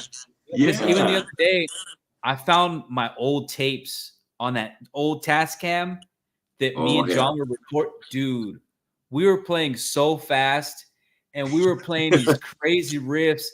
And I'm like, was I better back then than I am now? like I just because I played more like that. Like I didn't have a click track. I wasn't thinking about time signatures. I wasn't thinking about any of that. I was just riffing and I was putting the songs together. And I was like, damn, that's cool. Maybe I should do something more like that. Cause I'm always analyzing the shit out of like the time signatures and the Yes. riffs and the scales. But sometimes it's good just to go back to just simple, just jam, you know? Yeah. And I think when the time is right for that. Right. When the jam Yeah. hits you and it's like, hey, well, that's good. Yeah. Just it was great already like that. hmm Yeah. And so, like I said, that's the beauty of having my own studio. I can now and forever just come up with ideas. And me and John are coming up with some really cool shit, dude. And I always say, I'm gonna write the most heaviest song ever right now. And it doesn't turn into that. It turns into something else. Yeah. And I'm like, damn, that's weird. Like, I know, like, I guess I can't fight my own instincts when it comes to playing, you know. You're right. It's I just can't fight instinctual. it. Yes, I can't fight it. Like my brain is telling me to write this heavy shit that I love, but I end up writing something totally different. I'm like, what the fuck? That's not what I set out to do. But I guess maybe my mind's in it because I love Opeth. They're fucking heavy as hell. I Yes. love Winter Sun. Have you ever? Winter Ooh. Sun is like fucking full speed, crazy guitar leads, screaming, but when I pick up the guitar, that's not really what comes out. So All right. yeah, it's I've weird. seen Like, the name. I haven't heard the band yet. dude, those dudes are gnarly. Oh They're shit. they used to be called Insiferum. They were a Viking metal band from Sweden, and Oh like, shit. yeah, all the songs are about like going into battle, forging iron, Fuck yeah. saving seas. Viking shit. Yeah, Getting like fucked up. fucking, yeah, Saving the yeah, maidens and shit. yes, Viking shit. And they would wear like kilts, Oh and they would yeah. wear like armor and shit, and They're like, for real. yeah, they're for real. And that band was so sick, dude. And like all the album covers are like Vikings, like on ships, and Fuck like yeah. dude riding a horse. Like, yeah, dude, this is That's badass. fucking metal, dude. I Yeah, love that Viking stuff, bro. yeah. I wrote a song called Bloodwind, and it was a Viking song. And when I pulled up those old tapes, it was on there, and I Yeah. completely forgot about that song. I'm like, dude, we need to re-record that song in here because that was a badass song. And That would so be killer. I know John's like, let's re-record every song we ever made. I'm like, dude, that would take like 4 years. It would take so long. Yeah, Yeah. dude, Oh, it's damn. hard to make songs. That song that I showed you, that took Yeah. like easily 2 months, I maybe believe it. I maybe believe it. 3 months. Exactly. Yep. I It's get it, dude. crazy, dude. Yeah, Yeah, but 'cause it sounds like it's got the love. The 2 months yeah, worth of work in there. right? Yes, fuck yeah. Cool, I appreciate that. Yeah, because um, yeah, it takes a long time because I'm layering it, I'm perfecting it. I have to do the drums. The drums take a long time. I have to make the riffs. I have to piece it together. I have to master it. The That in mix, itself right? is The hard, dude. mix. Yes, the It's mix is hard. yes. And Especially when so, you've heard all of that stuff for so long. Holy smokes. yes, then it gets like, oh God, I'm playing this song for the millionth time, trying to fucking, For and then real, dude. you have to take it to the car. That's a Yeah, test. all that shit. You take it to Yes. the truck. You play it in the truck, and you hear one thing's a little bit too low. You're like, fuck. So you Fuck, have to here bring we it go. back into the studio, re-edit it, go back out to the truck. And so I'm like going in and out of the truck trying to get the mix right and stuff. But Yes. yeah, I Well, love doing it. man, we've had some great talk right here, Elijah. So Yes. let me do a little wrap and come finish up with a couple of questions. But what I Sure. mean by the wrap is, so when it comes to podcasting, it's been a while since you've done the show. Mm-hmm. Do you see yourself popping back up anytime soon? My goal today, I was talking to my friend. I need to quit, and I'm not sure about this, but I need to quit the country club, and I need to play local courses because remember I said golf took over my life, Yes. took over the podcasting too. Yeah. It really did, and so it did, and now I'm really loving the music right now. So I want to Yeah. get back into my music and play golf like here and there, and I want to do my podcast All because right. this election's about to start. Yes. And it's going to get even crazier. And so, yes, I do see bringing back the podcast in the near future. I definitely That's want to good to hear. Hell yeah. do it. Well, Yes, in yes. regards to that topic you were just talking about, it's a simple yes no question, so we don't get too deep into it. But do you suspect that something could happen if Trump gets elected in November in regards to the current bosses and how they spend the next few months in power before they transfer? If Trump were to win, they're already talking about hitting him with chingles of more lawsuits. Right. They're going to try and time up the courts. Some Democrats are saying they're not going to certify the election. Heard. Which is hilarious because they made a big old deal because they're saying Trump's not going to certify the election, and so if Trump wins, and see this, I'm scared Trump can't look. If the election was 100% real, no bullshitting, no fuckery, he would win hands down, not even close. And we would know election night, right? And we would know that day. When did that even start? Where they're like, "Oh, we're gonna know in 2 weeks." Like, what the fuck? What That's right the there. fuck exactly? Yeah, like what the that. fuck? Yeah. on its face is election meddling. Yeah. And so if Trump wins, I'm scared. Well, actually, I'm more scared that they're going to cheat and Kamala's going to win and we're going to be stuck with her for 4 years. Like, I don't Good know if answer. I don't know if financially I can afford that. Like, I'm I know being I can already. serious, dude. I'm so scared. I'm like, oh God, if she wins, everything's gonna cost more. It's just Yeah. and listen, if Trump does win, I'm afraid they're gonna start World War III legitimately, and they're just gonna. This is the two scenarios I think what's gonna happen. Either they're gonna cheat and Kamala wins, we'll be in hell, or Trump wins and they purposely they scorched earth. They like when Hitler was losing the war, Yeah. he told his this is the weird thing about the World War II. Hitler ordered the Nazis to ramp up the killing, which didn't Yeah. make any sense. Like, you lost the war. Why are you killing more Jews? Like, it didn't make any sense. But he did it, Yeah. and it was a scorched earth policy. He said, "Okay, we're gonna leave this area, burn it to the fucking ground. You're gonna leave that area, kill everybody, burn it to the ground." So as they were losing, they were just destroying everything in their path Yeah. to leave it in rubble. So Uh, what I'm afraid is going to happen is if Trump wins, they're going to go scorched earth, I hear and they're you. going to start fucking starting wars, even more wars. They're gonna provoke Putin. All they have to do is shoot one U.S. missile into Russia, and it's a wrap. I hear. Russia's going to snap. I So get it. those are the Yes. things I'm worried about. And that question, those are my scenarios that I think what's going to happen with that. Thanks for sharing those with me, man. Hell yeah. Thank you, Elijah.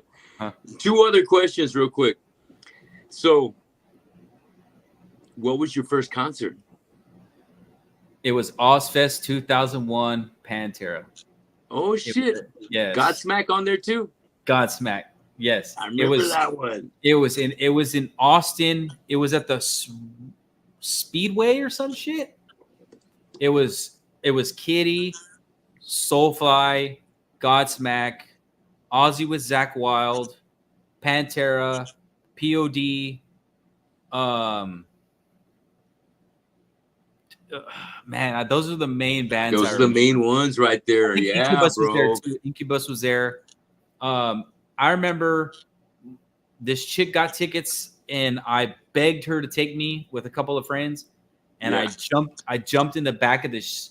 Dude, they squeezed me. It was like a Suburban, and they had like big ass fucking speakers in the trunk. I was between the speaker and the fucking back door, and I was like this.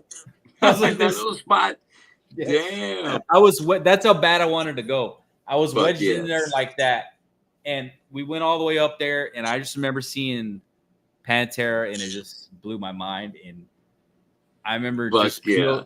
POD was badass. That was the first time I'd moshed, first time I crowd surfed. It was amazing. And I was just a kid, man. And it was so fucking. After that, I was like, 2001. How old were you? dude, I was in middle school.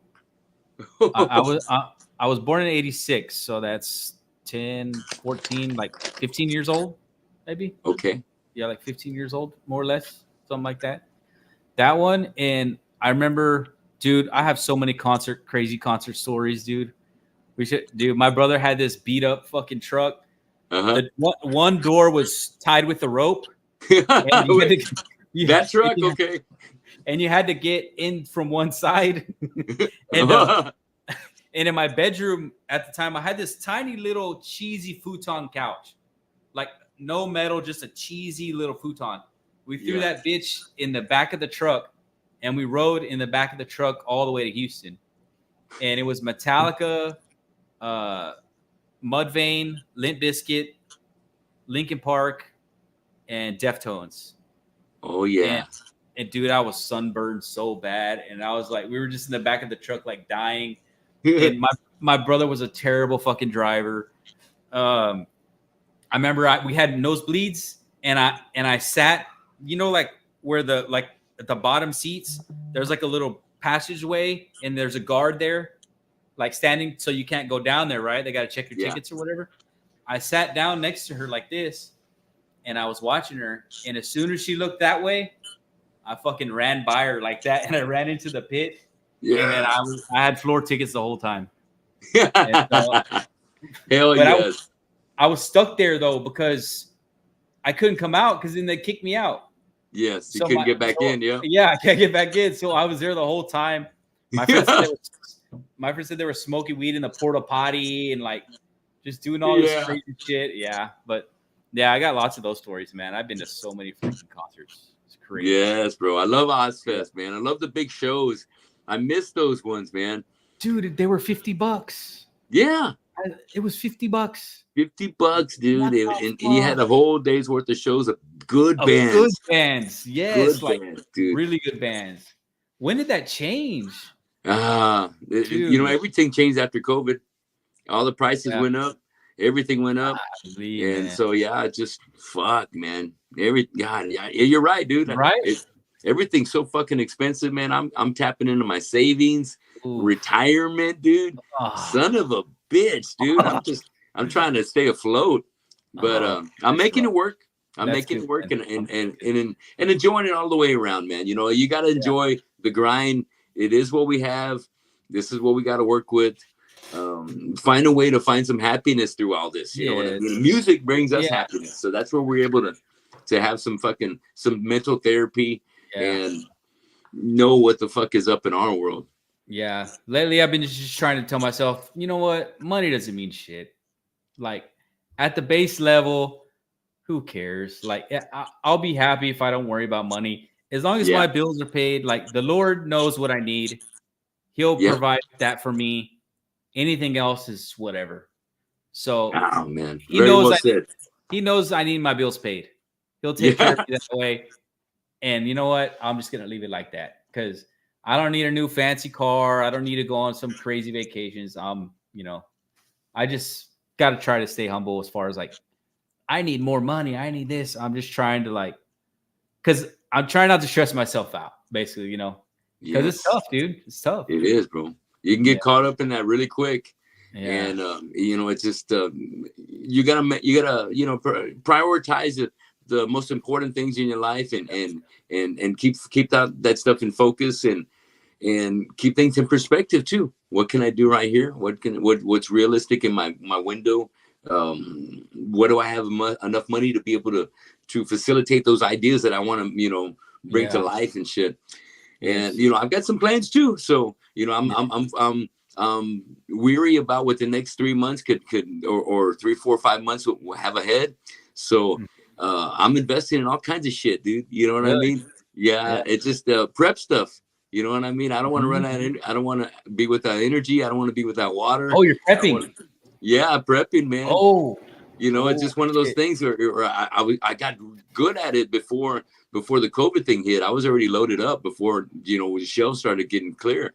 And that's why I'm saying I'm doing it already because I want to stay ahead. And you better have it than when the shit hits the fan, not needed. I mean, not have that shit because it's too late by then.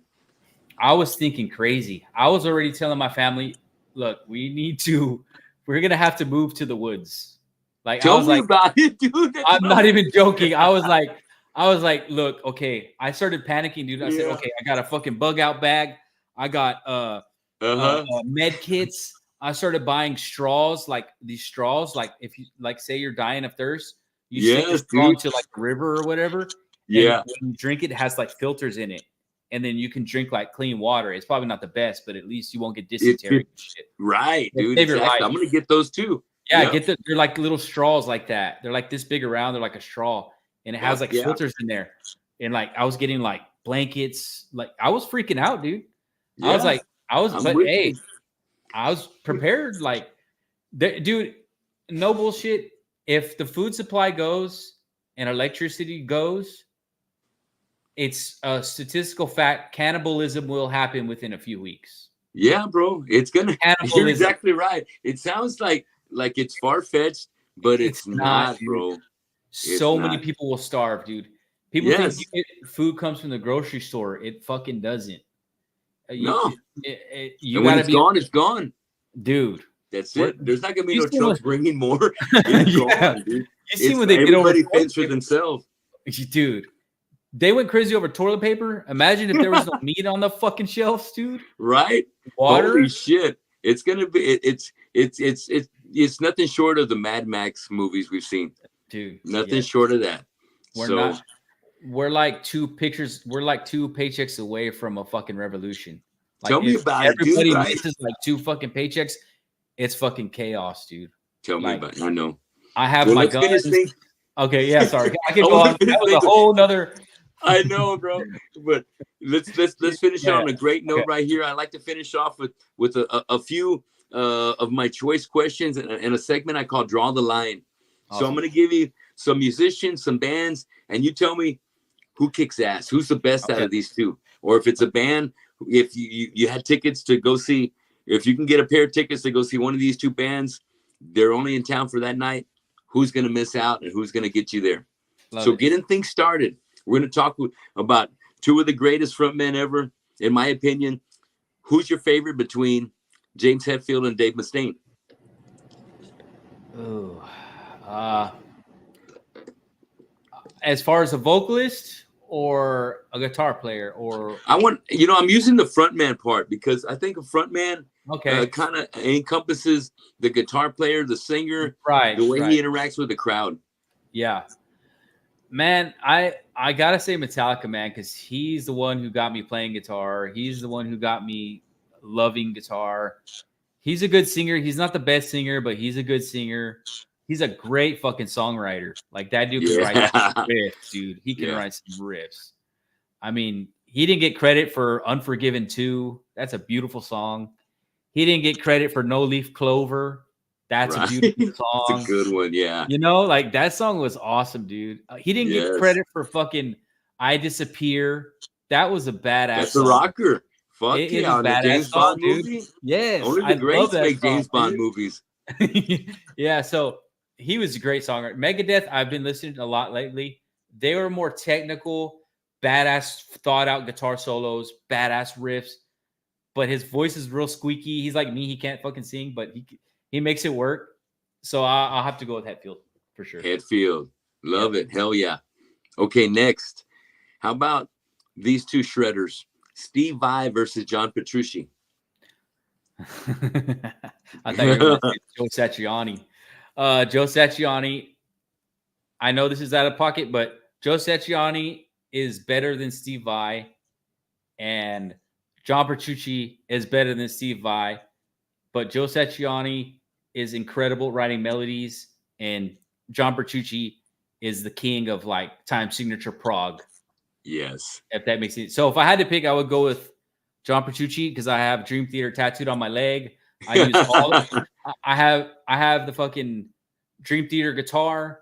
I have the Dream Theater plugins. His gear is fucking amazing. His guitar is the best guitar I've ever played in my life. Like for real. Dude, it was expensive. Oh, how much was it? It was $3,300. Damn. I don't regret it, not one bit, dude. I love that guitar. Fuck yeah. I love that guitar. So I had to go with Petrucci for sure. But I do have every single Joe Satriani CD. I have Joe's great. I love Joe, dude. He's a great fucking melody writer, man. I love Joe. I love him, man. Ever since I heard, Surfing with the Alien, dude. And me, I always love Always With You, Always With Me. Yeah, crazy. I love that jam. That's so badass. Yeah. And I was lucky to see him jamming with fucking Sammy Hagar just a few months ago, dude. What? Oh, dude. He was fucking so badass, dude. All the Eddie Van Halen shit to You went to the Van Halen show? Yes, fuck yes, dude. It was incredible, dude. Oh, best of both worlds, right? Or Jason Bonham on drums. But Satch, dude. I mean, Satch, he did Satch Boogie. Oh, really? That's a great song. That's a great song. Yeah. Is that the only Satriani song they played? Yeah, that's the only Satch. Really? Wow. Yes. Where did you see that? But he got some love, you know what I mean? But he was a showman just like Eddie was, dude. He didn't miss a note. He would just own the stage. Awesome show. He's another one of those guys who's a master at guitar playing. He's not riffing. He knows Yes. every single note on the guitar. He knows every chord. He knows all his modes. He knows all his scales, how they relate to the chords. He Yes. definitely knows his shit. Like I've It's, watched about it. Yeah, he he's a knows. real doctor, the Yeah. professor. Yes. Wow. I love Joe. Yeah. Love you, Joe. Hell yeah. Okay, so next one. How about these two metal heavyweights with, they always have to have shredders in the band. And I'm talking about Testament versus Megadeth. Oh, see, because to be honest with you, I've maybe heard. I don't even know if I've ever heard a Testament song. Get the fuck out of here. I've never heard a Testament song. Oh shit. Okay, all right. Well, I appreciate the honesty. That's all. Yeah, good. I have. I know who they are. Was Kirk Hammett in Testament? Kirk was in Exodus before he joined Metallica, right, but they were all homeboys there. They're in, Yeah. in that Orange County, California. I want to say, I'm trying to think of the area that Testament was from, that Chuck Billy and his boys were from. Probably It was New right, York or something, or the East Coast, or because it was right there off the West Coast. Oh, okay. Yeah, because they were gigging with Exodus and Death Angel right at the get go at Ruthie's Inn. The early Bay Area thrash bands. Death Angel. Okay. No, great bands though. Okay, so yeah, Megadeth yeah. all day on that one. I want to say, okay, quick story. Okay, Nevermore. You ever heard of Nevermore? Of course. I love fucking Nevermore. Yeah, they're bad. They're so fucking good. I would pick Nevermore over Megadeth for sure. And no, that hurts. Okay. Hey, great vocalist too on that one. Yeah, right dude. Warrell Dane, yeah. dude. You want to get some vocal lessons? That dude. He was like an opera singer or something. That dude. Yes. He was a shit. Right. Hell yeah. Okay. Next two. Oh, well, real quick. Okay. Jeff Loomis tried out for Megadeth, the guitar player from Nevermore, and Dave Mustaine told him, "No, you're too good. Go do your own thing." I'm serious. You're good, man. He said, "You're not gonna." He said, "You're not. No, dude. Go do your own shit." And he started Nevermore. He's like, I need somebody else. He got Nevermore. I'm glad he told him that, dude, because Nevermore is fucking sick. I love it. They are sick. Fuck yeah. Shout out to Nevermore. Yes. Well, how about these two 90 hard heavy hitters? Tool versus Soundgarden. Oh, that's not even close. Tool all day. Okay, all right. Well, Soundgarden, I would pick over Soundgarden. What was his side project? Perfect Circle. No, Soundgarden side project. Temple of the Dog. That was Audio Slave. No, remember Temple of the Dog with the Hunger that song? One. Yeah, Temple of the Dog. That's a great album. With it is. Yeah. Yes. That had Steve Cornell and a couple of other guys from Soundgarden. Temple of the Dog. That was a bad album. Yeah. Hell yeah. I can never get enough Chris Cornell, man. He's just one of the best voices ever. Dude, ever, you man. Love Temple of the Dog was underrated. Yeah, he did Temple of the Dog. They did one album. Remember that I'm Going Hungry? Yes. Fuck yeah. That song's on that album. That's a great fucking album. Yes. It's a banger. Big time. Yeah. Okay. How about, I got two more for you. Okay. How about Pantera versus Slayer? Oh. Now that's a tough one. That's a good one right there. That's a tough one.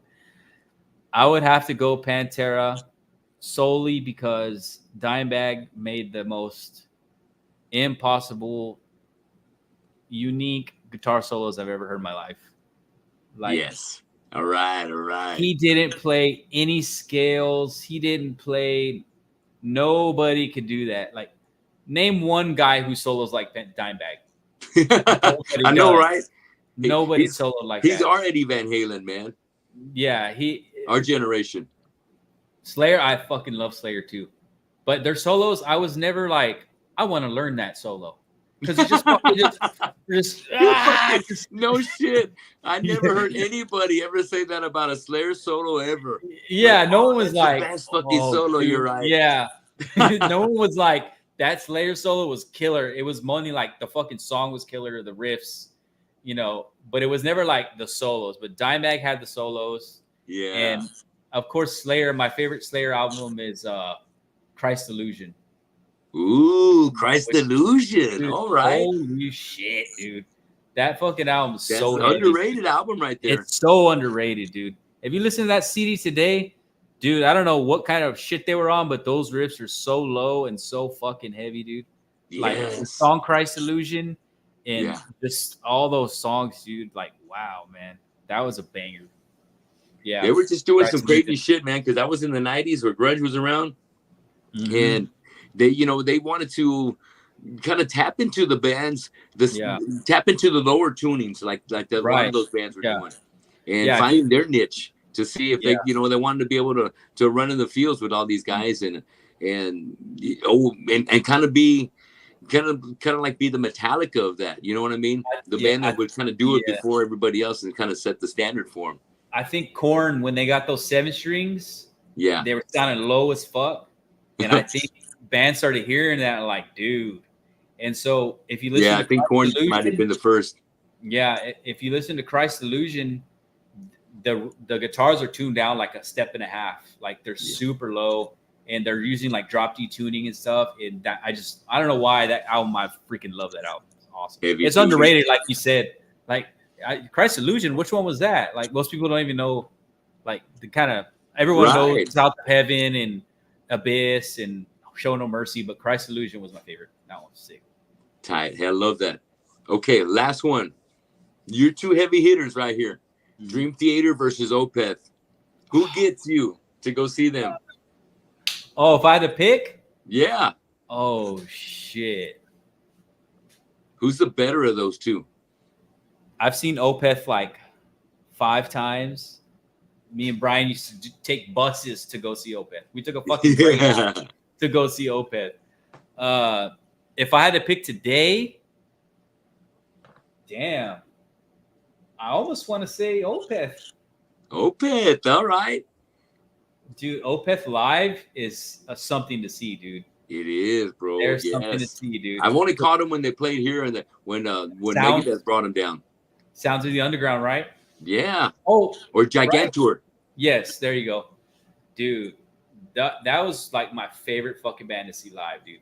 Because they're so heavy. Their songs are like 8-9 minutes each. Yeah.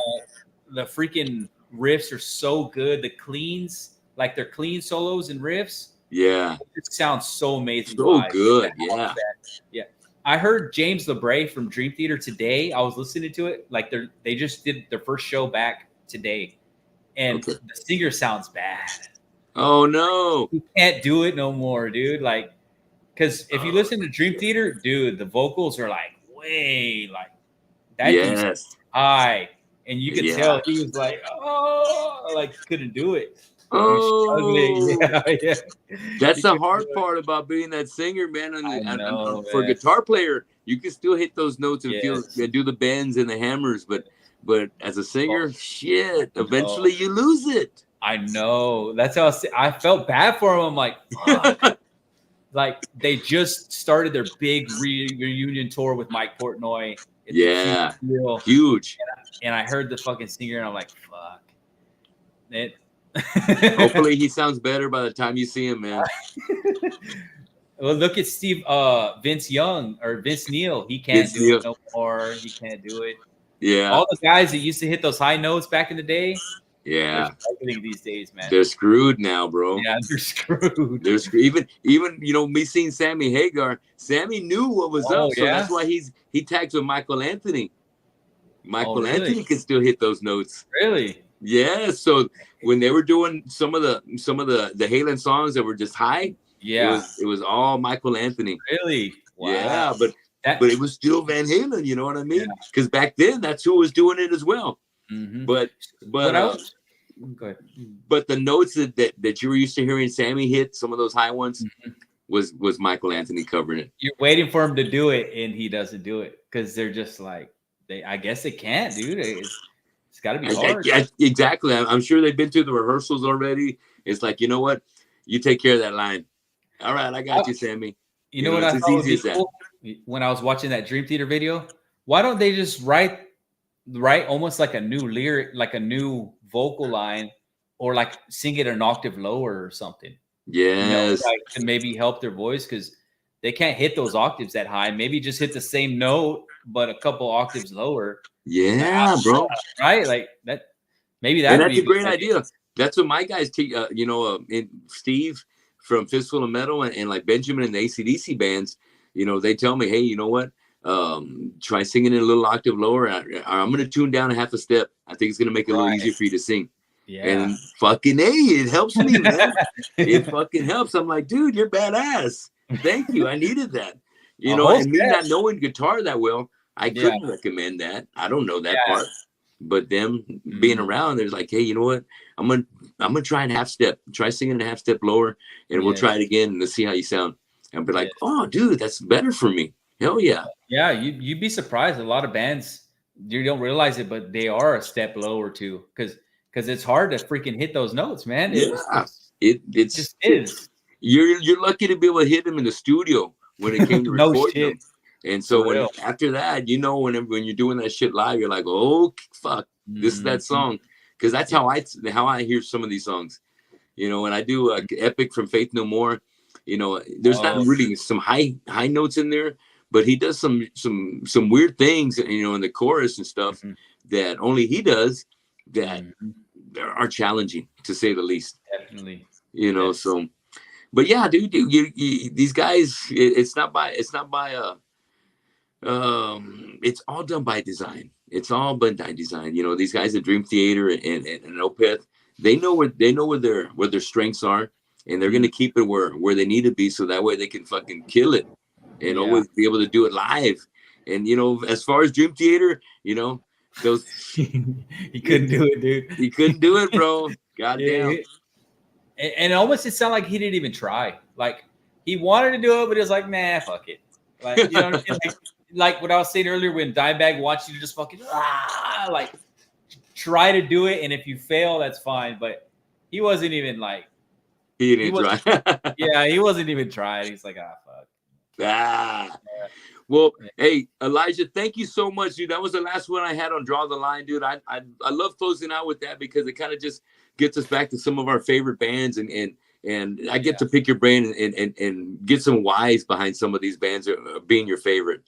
Yeah, it's cool. You hit me with bands that I like Opeth and Dream Theater and shit like that. I'm like, yeah, that's a good question. That's cool, Thank you, brother. Hey, I had a great time, dude, having you on the show. Fun. I loved hearing about the podcasting, some of your greatest the people that you've had on, some of the people you still would love to have on, and thanks for indulging in my my little political question right there, and I'm a lot like you. We've hung out before, and we see things so much through the same lens. Yeah. And we fear about the same things, and we're concerned about the same things. And what I want to finish off on is that I just hope that one way or another, we all are graced by God's blessing. Yes. Because in no matter how things end up, we're all his kids, and one way or another, I hope that we can make him proud, and that he can keep blessing us and our family for many more days to come. And I hope that God blesses America, and people get out there and vote. We got to make it happen. Make it happen. So Elijah, thank you, brother. Thanks for being on the show today, and learned a lot of cool stuff, especially about how you put things together for your own music and the fire that goes into that magic, brother. Thank you, man. I just want to tell you, Tony, thank you for having me on the show. I was hoping one day I'd be able to do it, and I didn't even have to ask. You just asked me, so that's awesome. And thank you for putting me on for shows too, man. Like you were, when we got Imperial going, you were the first band to say, hey, dude, come play the show. Yeah. And it was just, I appreciate that, man. And just from seeing you play on the big stage at Concrete, hanging out with you in the crowds when I was just a kid, and you didn't even know who I was, but I was like, oh, shoot, that's the guy from Corpus, Tony. That's crazy. And just now hanging out with you and talking to you and jamming with you, it's an honor, man. I appreciate it. That means a lot, Elijah. Thank you so much, brother. Yes, sir. Let's keep in touch. And I love the music, so keep sharing me your tracks as they come up. Awesome. And we'll have to do the show again, all right? Okay, just real quick, I'll say you can find my podcast at Lizard News Network. And I have the music under the label The Created. The Creative. The Created. Yeah. The Created. Yeah, because we're all created, and the things that we make are created, and we are the universe. and the universe is in us, and we're in this weird. The universe is alive through us, and we're just all created in God's image. Everything's, Yes. God, we're all living in a creation. We're in this weird creation. That's all I know. That's I don't know right. what the answers are, but we're in it. Hell yeah. So you guys check out the Lizard News Network. Give it a like, give it a follow, and look up his music. You definitely need to get that going. I'm going to cut us off. See you next time on the Tony Gomez Show. Yes, sir. Thanks, Tony. See ya.